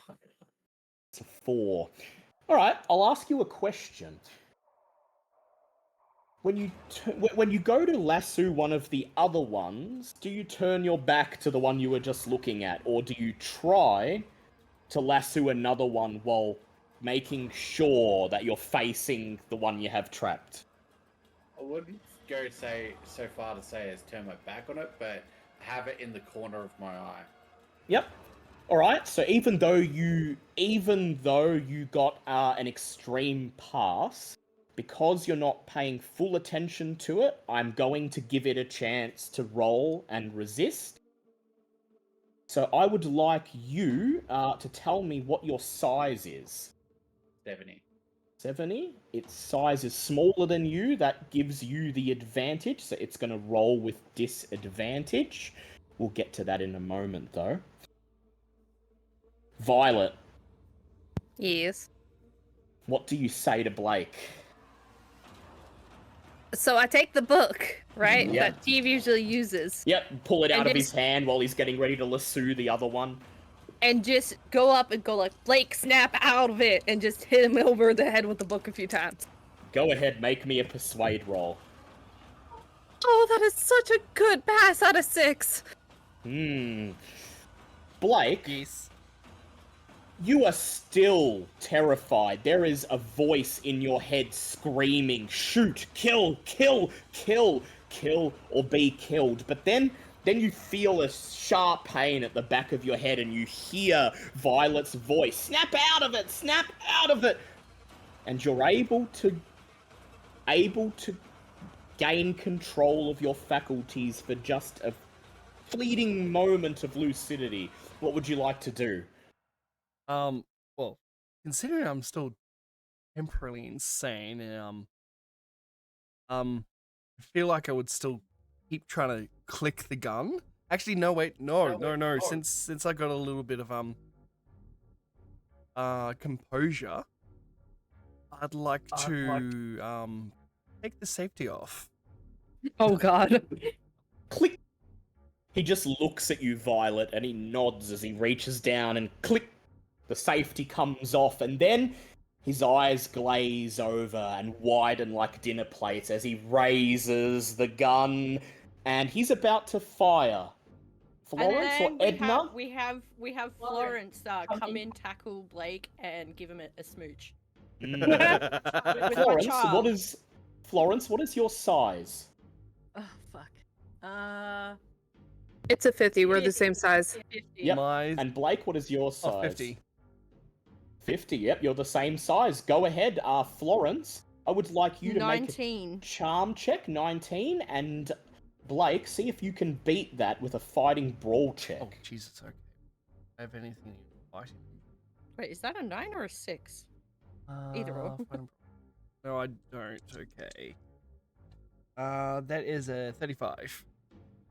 35. You raise the gun, your finger tightens on the trigger, and just as you're about to fire, Florence shouts, "No!" And she charges at you, wrapping her arms around you in a hug, pulling you to the ground, tackling you. Florence, you don't manage to calm him down, but you do manage to stop him doing something that might be very stupid. However, how much luck do you have? 26. Go ahead and roll your luck for me. Oh god, the music is 15. 15. That's a pass. You are very lucky. You feel the barrel of the gun being jammed up into your stomach as if Blake is not even aware that you're there. You feel his finger fire closing on the trigger, and you realize he's about to empty the clip into your stomach.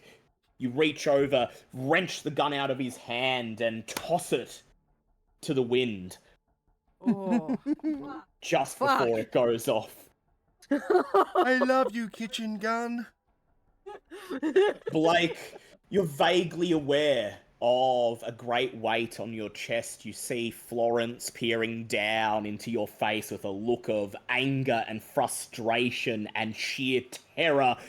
And then your eyes roll into the back of your sockets and you pass out in a dead faint. Edna. Teve is off in the trees doing something.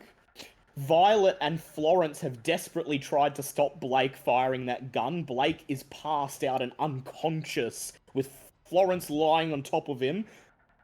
There are two of these things still advancing. What would you like to do?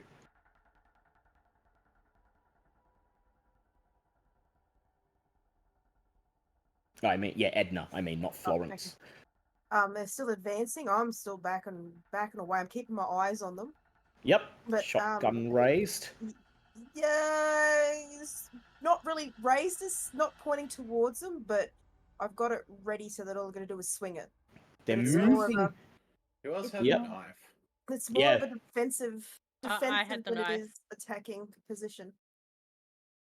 They're far enough away and slow enough that there's still at least another solid 10 to 20 seconds before they're close enough that they would be a threat. So you just sit there with the gun aiming, ready to fire if they get close enough to be trouble. And because of that, if you do fire, I'll let you roll with advantage because you're giving up this turn to just prepare, wait and see what happens. Mhm. Teve, you throw the rope, it sails through the air, catches on the torso of the thing in front of you, and then you yank, pulling it to the ground. It struggles at the last moment, opens its mouth in a silent roar, and thrashes its arms. You manage to swing it to the left and slam it into the trunk of a tree. You hear something crack, and it falls to the ground, but then immediately starts to clamber to its feet. It is lassoed, but you're not 100% confident that it is fully immobilized. What will you do? Well, I originally intended to, lasso it and then chuck the rope over a branch and hoist it up. I know, but it did unfortunately resist well enough that it stopped you from doing that. Is it, properly in the lasso? It's the rope has it. The rope is around it. Its arms are pinned to its side, but it is still standing and trying to move forwards. It's basically just trailing the rope along the ground. You said it was it got smashed into a tree, right? It did, and its left arm seems to be bent in some unusual angle now. Can I grab one end of the rope and then run around it in the tree and bind it to the tree real quick? Yeah, go ahead, make a strength check for me. That is a. Sorry, that's a 39. Thought it was a 36. Yeah, it's 39. Just a regular pass. It's a regular pass. You yank on the rope. The thing stumbles forwards, and then yelling, you run back, running around the tree, looping the rope around the tree. A couple of times the thing reaches out, tries to grab for your arm, grab for your face, but you kick at it, butt it with your elbow. And then you drop the rope, step back, and the thing is well and truly tied to the tree. It's one good arm flailing aimlessly, reaching to get you, but you're just out of reach. Edna, you've saved your turn. Make me a spot hidden check, please. Because you are keeping watch. Yeah. That is a 25 out of 40. 25 out of 40. That is a pass. There is the one that isn't lassoed, slowly shuffling out into the clearing. In about 10 seconds, it'll have reached where Violet and Florence and Blake are. But that's not the one that catches your attention. You hear Teve cheer as he immobilizes one of the corpses, and you, out of the corner of your eye, you see him there, wrapping it around the tree, and then you see something moving in the brush behind him. And here is when I reveal that the third one got an extreme pass on its stealth check, and right now is lurching towards Teve, arms outstretched, ready to reach for him from behind and pull him away. I'm going to yell out to Teve as I'm doing thing like keep there's another one, look, watch your back, or whichever side it's on. Like if it's on it's to your left or to your right, or whichever way it's coming up on him. Just gonna warn him. Just gonna call out. I'm gonna call out. I'm gonna make sure. I'm gonna scream out. I'm gonna make sure he fucking hears. He's got another one coming up on him. Teve, Edna's voice, louder than you've ever heard it, rings through the clearing. Behind you! You whirl around, and sure enough, there it is, a third one. Less than a meter away from you, his arm reaching out, his face screwed up in anger. Tave doesn't even bother looking behind. He just drops and rolls. Drops and rolls? You're gonna go for a dodge? Go ahead, roll me a dodge. And you've straight away. That is a 16. 16. I will roll to see if he hits you. What are we looking at? We are looking at Teve. You were warned just in the nick of time. You hit the ground, roll out of the way just as the dead fingers grasp the air and grab at nothing. What do you do now?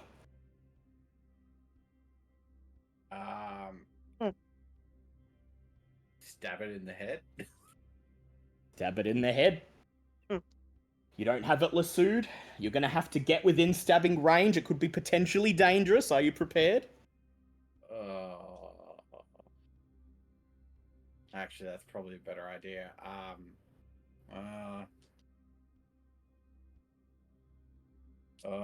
This is a hard decision.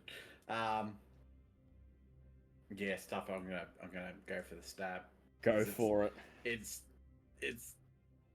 just attacked me, so I'm attacking on the end of dodging its attack. So yeah, so you don't have to get too close. You do have a chance of doing this. It opens its mouth and lets out a roar as it reaches out to grab you, and up comes the knife. And go ahead and roll me a fighting melee check, please. Oh, that's 66, but my flying is 70. 70. It is a pass. The knife comes up as you rise, and you're about to plunge it into the thing's neck. And then it flails its broken arm at you, moving with speed you did not expect as it rolls its response and gets an 18 on its fighting of 40. That is a hard pass. Oh. You feel the tip of the blade pierce its skin as you stick it in and go ahead and roll me that damage, 1d8. I think I got a damage bonus as well. You do, yes, if you've got the build for it. Yeah, I've got a 1d4 plus the 1d8, so where's my 4? So that is a 6 and a 3, so 9. Yep, and you're going for its neck.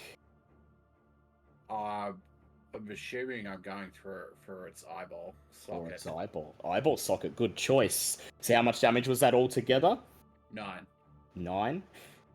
You plunge the blade into its yellow, slimy eye. If it feels anything, it doesn't react. It doesn't cry out in pain. Instead, it roars, and with the blade still sticking out of its eye, pounces on you, pulling you to the ground. You struggle, but the dead weight is heavier than you expected. You punch and kick, and it feels like every blow just sinks into its spongy flesh. Its single remaining eye rolling in its socket, peering down at you, hungry, angry. It roars as it shakes you violently, slamming your head into a nearby jagged rock, and you take 9 points of damage. Oof. Oh shit. How are you looking? I got 1 point of health left. Shit. And that is a major wound. Go ahead and roll your con to see if you're even conscious after that. Oh wait, that's a D4.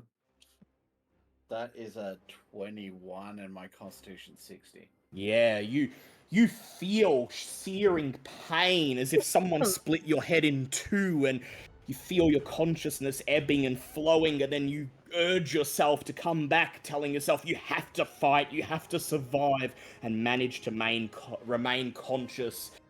Lying on the ground, looking up at this thing, the rope still tied around its torso, trailing behind it, knife blade sticking out of its eye as it opens its mouth in a roar and begins to kneel down, reaching for your neck.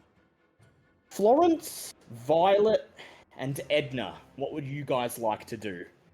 I'm going to, like, obviously, this is a thing. I'm going to try and take out the closest one to me.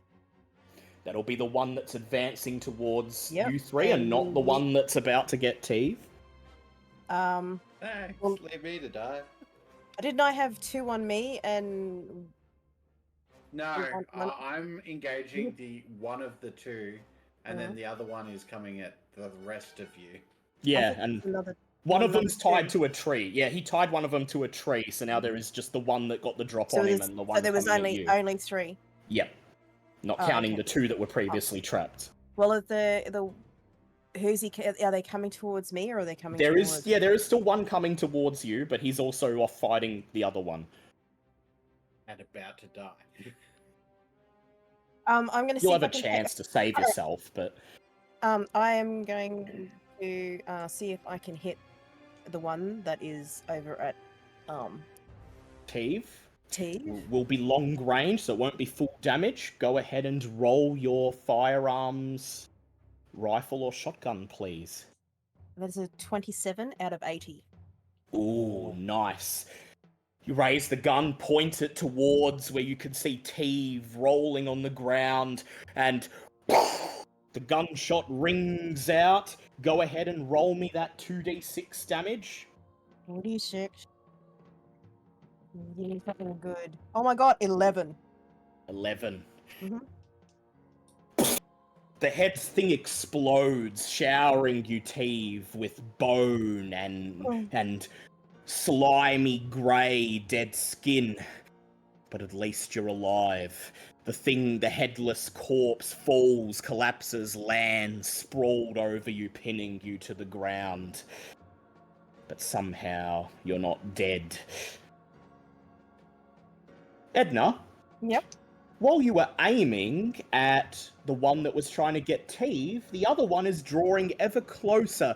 You hear a roar, smell the stench of dead air, I still have a round in my shotgun. and whirl around just in time to see it in front of you, reaching out, reaching to grab you. Violet, you're still pinning down Blake, but you can move if you want to save Edna, and oh no, that's Florence. Florence. And Violet, you're in a good position where you could try to save her, but it could be dangerous. You have no weapon. Like, I'm going to shoot it in the shoot it. Did Edna, by chance, when she got pinned, happen to like have her shotgun knocked away from her slightly? No, I'm she not still has her pinned. shot. I've Yeah, got my no. shotgun and I'm swinging it back onto it. Teve had the other one. He's lying off on the edge of the clearing. he's You could safe. rush to get his if you want, but you might not have time to get back and fire it. No, if it's already loaded and cocked like it is. So you want to sprint for Teve's gun where he dropped it, pick it up and fire? I mean, Yep, isn't the I'm gonna handgun try. close to you guys? No, yeah, or I you don't can- know. We don't know where it went. Yeah, you don't That's know the where thing. it went. You can look for it, but That's also wasting more precious You're time gonna have to looking look for for the it. shotgun. It's not in my Mm. hands. Just saying, it's the handgun is a lot closer to you. to you. Play pigeon shoot, I'm- don't fail me now. Can I do a quick spot hidden check? You sure can. Go ahead. Oh, that is such a success with a 4. See Blake's handgun lying about 1.5 meters to your left in the undergrowth. Alright, You have so no yeah, idea where the shotgun is. I'm gonna sprint and go for it. Yeah, you sprint and Florence, are you doing anything to help, or are you just making sure Blake doesn't wake up and get off the ground? Yeah. I'm also gonna grab my knife from my garter. Unsling it. The creature doesn't seem to be a threat to you at the moment. It's moving towards Edna, and it has its back to you. If all else fails, you might be able to rush up and get it from behind, but it would be quite dangerous. Would you like to get ready to do that, or will you wait and see whether Violet and Edna can save themselves first? Let's try and get ready.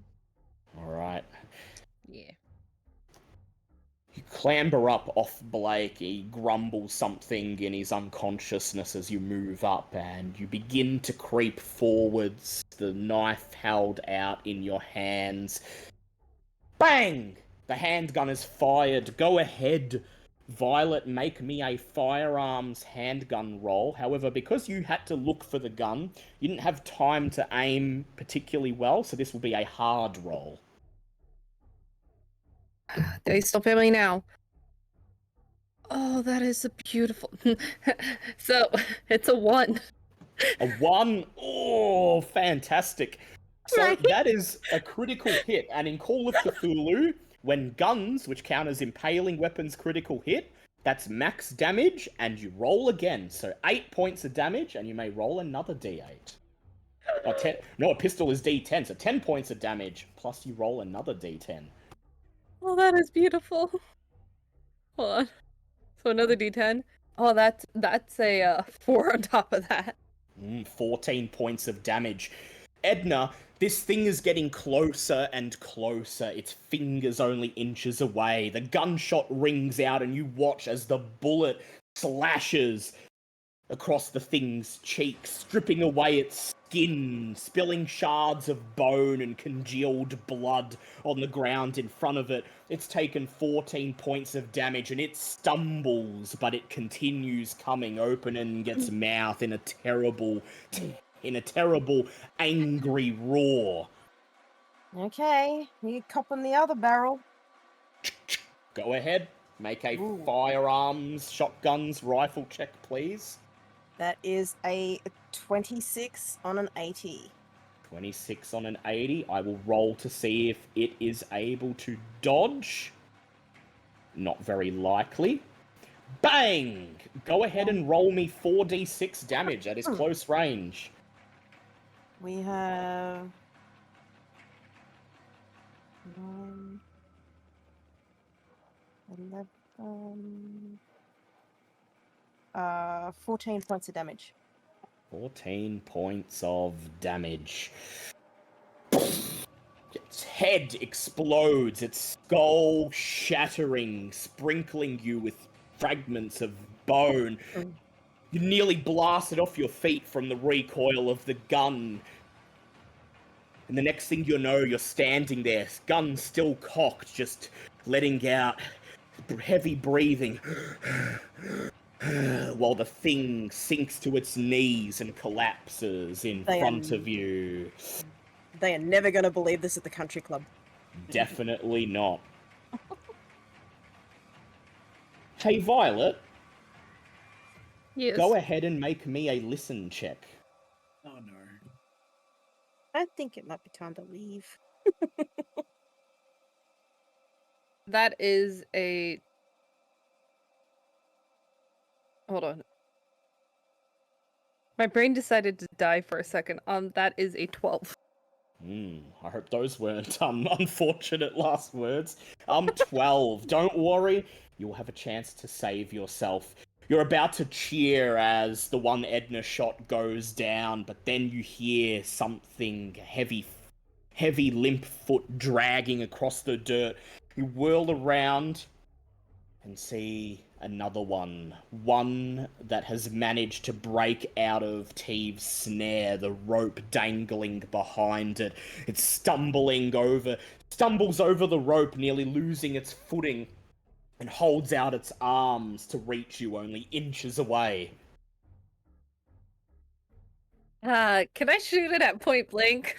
You can try, but you don't have a lot of time, but you can try. Alright, doing a handgun. While she's doing that, That is a 16, that is a pass. I'm getting 16. reloading. What are you doing, Edna? You're reloading? I'm reloading. Another shell goes in, and Violet, you're clutching your knife, creeping towards the conflict. No. Oh no, Florence. I don't have Florence, yeah. Yeah, sorry. I swear I'll get you right one day. No, you won't. Yeah, Florence is creeping towards the thing, knife held out right. Are you going to go to Violet's defense? Yeah. Violet, what is your dex? My dexterity is at a 5th. 50? Mm-hmm. And Florence, what is yours? 50 as well.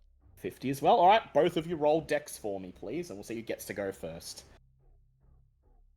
53. I have a 50 even. Ah, well, that's a pass for you, so you get to go first. You raise the gun at point-blank range, thrusting the barrel into the creature's mouth. Roll luck for me, please. Oh! Gods, don't fail me now! Oh, that is beautiful. That is a 8, which is half of my luck.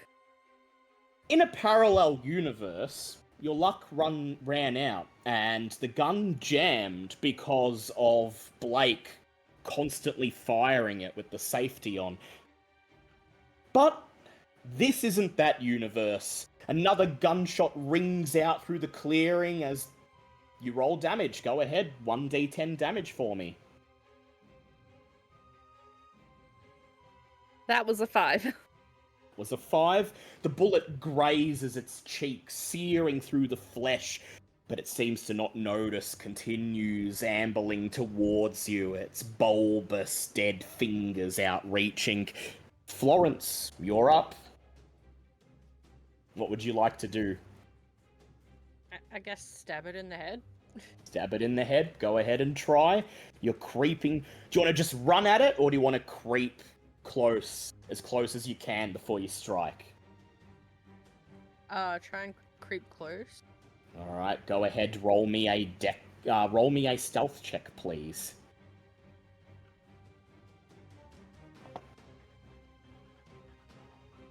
That would be a fail. I don't have points in stealth, and that was an 87. Ooh. Would you like to push it? Bear in mind, this could be very, very bad if you don't. Okay. Oh no. This could be very bad if you do and fail as well, I'll say. It's a 30-something. I lost the die. 30, even. 30. And is that a pass? I don't have points in stealth, so I So don't you know. don't. Yep. Unfortunately, it's not a pass, but it's not as bad a fail as before. So hopefully, you'll be alright.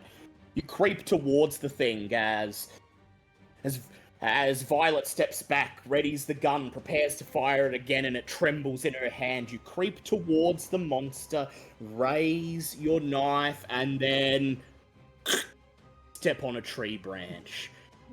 Instantly, the creature turns, faces you, and as it opens its mouth and roars with blinding speed, it whirls around and leaps towards you, moving like a blur through the air. Go ahead and roll either your dodge if you'd like to dodge, or your fighting brawl if you'd like to fight back. Oh, jeez. Is dodge a skill? Yes. It is a skill, yes. It's half your dex if you don't have points in it. Okay. Ooh. Okay, my dex is 50. I rolled a 24, so that's half. Oh, dodge. yes, Yeah, that's a pass. nice. Well done. So he's going to roll his fighting to see if he can hit you, but you've got a hard pass. His fighting is 40. I'm going to paste the dice roll in the Discord because I know that you love the suspense here for perhaps the final roll tonight. Let's do it in style. I'm clicking the button. I'm taking the screenshot. And I'm uploading it now. Let's see what happens. There it is. Oh! Oh! He rolled a 4. Probably the worst roll, unfortunately, for Florence, that could happen.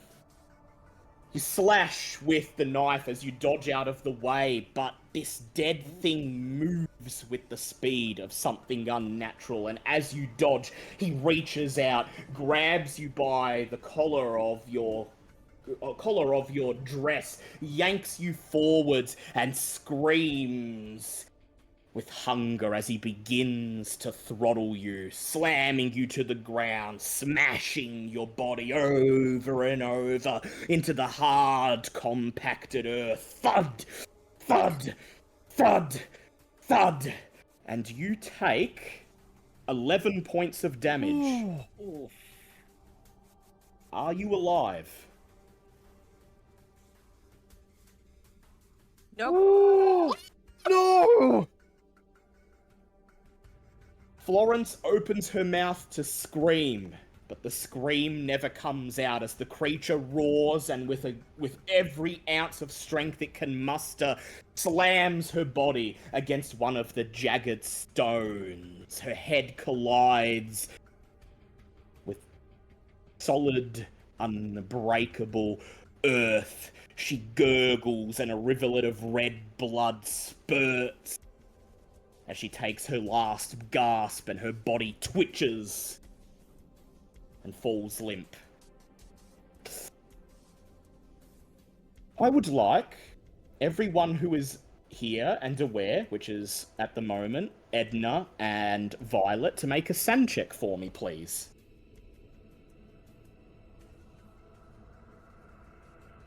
3. 3. 39, and that's a pass. Oof. One of your fellow investigators has been brutally killed before your eyes. Even for passing, that's going to be a SAN loss of 1d6. Alright.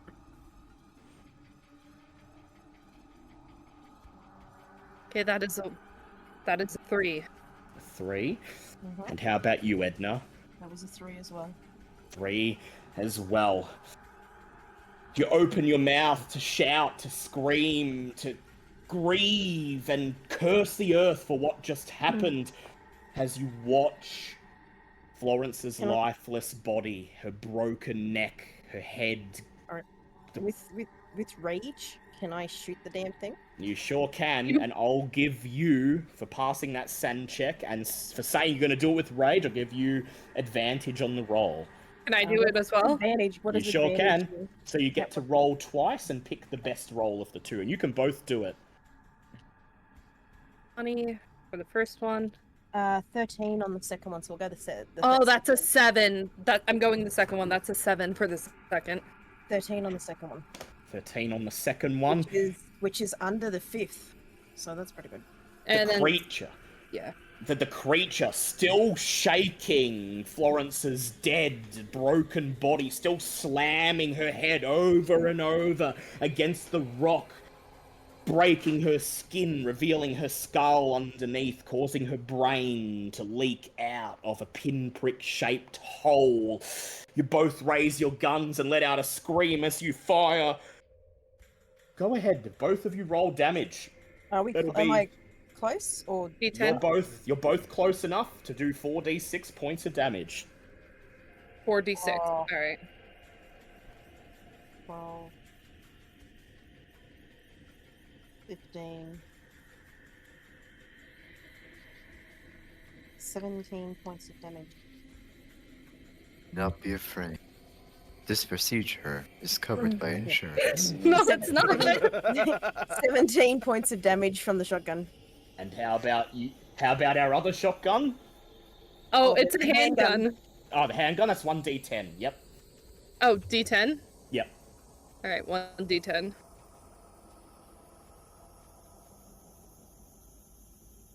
I'm just doing this on there. That's a 1. Oh, well. 2 gunshots ring out. And then all is silent. It is over.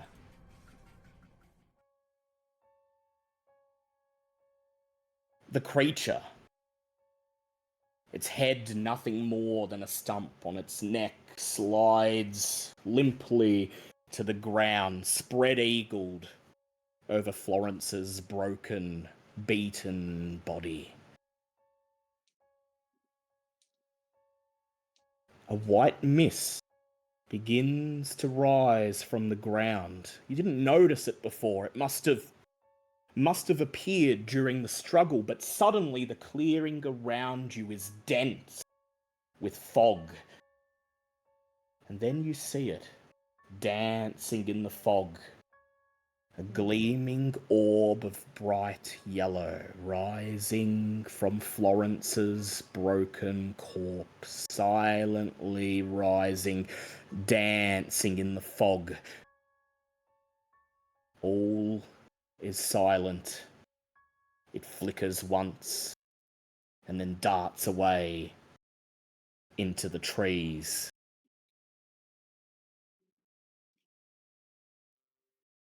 She's gone to the forest. That is now. the end of tonight's session. Oh no! What happens to me? Oh no! You're unconscious. Isn't there still like 2 of those things tied up? Yeah, but you're safe enough that you can grab Blake and retreat. Okay. I need some first aid. You're lying on the ground. Your like consciousness is flickering in and out. And the last thing you see is Violet and Edna stepping through the tree line, looks of utter horror and shock on their faces. But the things are dead or tied up, and you're safe. And that's the last thing you remember before you black out and hope to God you wake up somewhere safe. So, I bleed. Blake and Teve, you both came very close to death. You each get 2d20 points of luck to add to your Oh. luck for pulling through this. 2 d20s. That's not bad. 19. That's a 7. So I got 15. I'm back up to 30. I'm above my starting. I don't even remember my starting. My God. Yeah, yeah, well, no one stays at their starting block or sand for very long. Unfortunately, Crystal, your character was killed, but I have a rule. If your character dies in the midst of a campaign in Call of Cthulhu, you get to start your next character with some bonuses. And so, Okay. when you roll your next character, you may pick any 3 of their skills and increase them by 1d20 each. Oh. Very nice. Ah.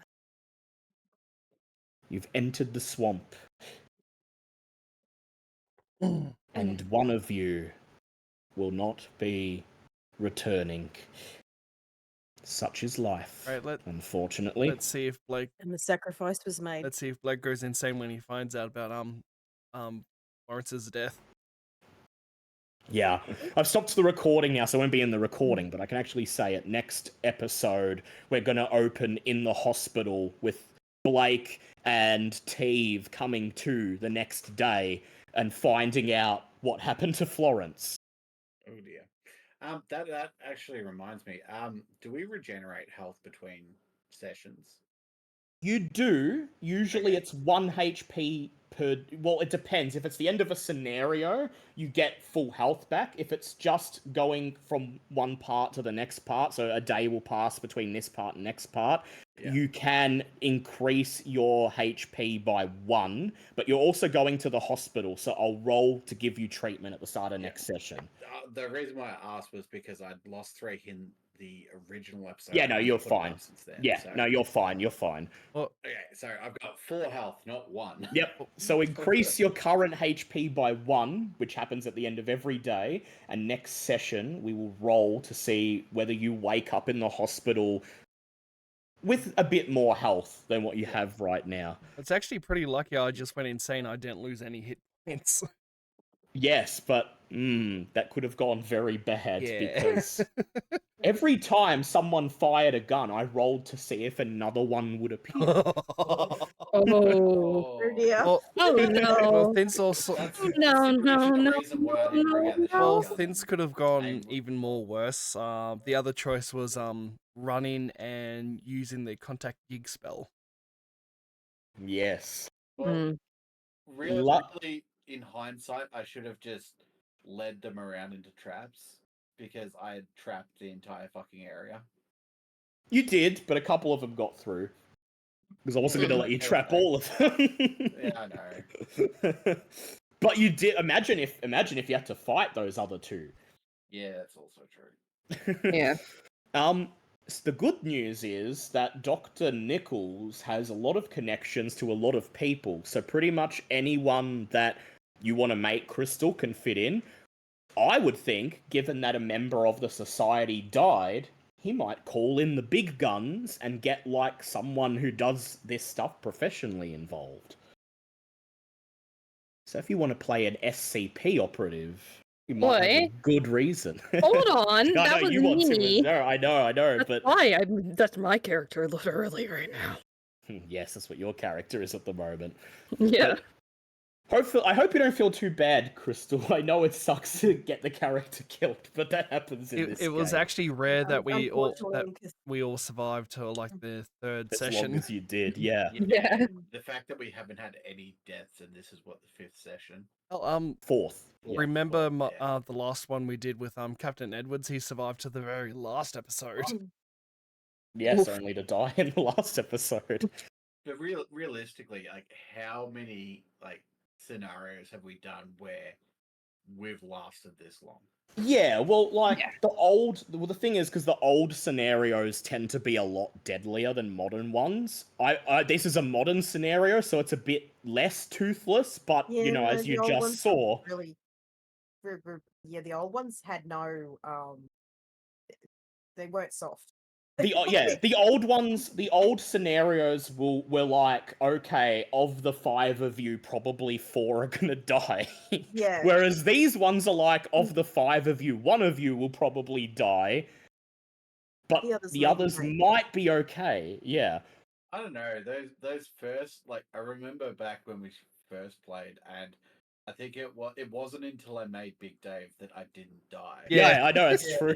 Uh, He died every session the first time he played a character. They always died. And look, And then he finally made Big Dave, and the guy lived like a whole campaign and only died in the finale. and look, because Big Dave was a massive character, I think everyone watching voted and want him to come back. Oh yeah. True. I remember Yeah. there being threats in chat about what. Yeah, if he dies, we riot. If he dies, we riot. Yeah, I know. That and Scaly No, Bats. the best you can hope for in Call of Cthulhu is that your death is memorable. Yeah. Oh, like how I died. Okay, can someone mute? I'm not muted. No, because I could hear myself. Oh yeah, you know. The best death that I had was the Glucky episode, and I died with like 1,000 barbs just flying down from me from the sky. Yep, and they each dealt 1 point of damage, but there were 1,000 of them. So, well, that was a fun session though. It was a good way to start the new year and get back into it. Yeah. Oh my god, that was yeah, will- absolutely amazing. I will, of course, help Crystal make another character if she needs help at any point, but just let me know what the concept is before the next time we play, so I'll figure out how she fits into Dr. Nichols' society. Generally in Call of Cthulhu, I find people tend to make characters that are like related to the character that died, so they can basically like slot them into the same storyline they were doing, and I don't have a problem with that. So it's up to you. You can make Florence's sister who's exactly the same, or you can make a new character. It's up to you. I shall have to have a think. We'll probably be playing that one in person, actually. Come to think of it, because isn't that happening in a couple weeks? Yeah, on the 18th. Yes. The 18th. Yeah, that's And you'll have Yeah. a player. that is almost exactly 2 weeks away. No, it's it's because it's past midnight now. It's technically Sunday, but the 18th is a Saturday, which is our normal day that we play. So, Liam, are you okay with that? Yeah. I Was that not going to be a one shot? Because we're also adding Sebs as well. Yeah. You can choose either. You can play more. You can play the next session of this, or you can play a one shot. But also sometimes we do have guest characters in the main campaign. So like we can have like Seb appear, and if he survives, then you get a cool bonus to carry through the campaign. If he dies, he's just a guest. We do that too. I'll figure something out. I think a nice one shot would do. Since we're streaming this, I don't want to like. Oh yeah, continue on. true. We'd have to record this one. Yeah. Yeah, we want the audience to be able to see what's going on, don't we? Especially when you upload them all on your YouTube channel as well. Which I haven't done yet. I'm gonna wait till we do them all, and then I'm gonna give them some TLC. I will. And I'll be back in a sec. I'm just gonna end stream. Go ahead. Yep. Guys, there you have it. Unfortunately, we did lose Crystal, which is Very sad. I don't like it, and I went absolutely insane. Let's see if Blake goes completely insane after hearing about Florence's death. But we will see you next time for Call of Cthulhu, which won't be on the 18th because we're doing an in real life session. It will most likely be on the 1st of Feb. But I will be trying to stream later through the week with my new working schedule. So thank you guys so much for joining. If you like what I'm doing, hit that follow button, and if you're feeling sexy enough, maybe even rub that subscribe button and come join me on the Discord if you want to stay up to date of when I'm streaming or if you just want to hang out. But until then, my friends, I will I did not mean to press that. Until then, I will see you next time. Have a good one.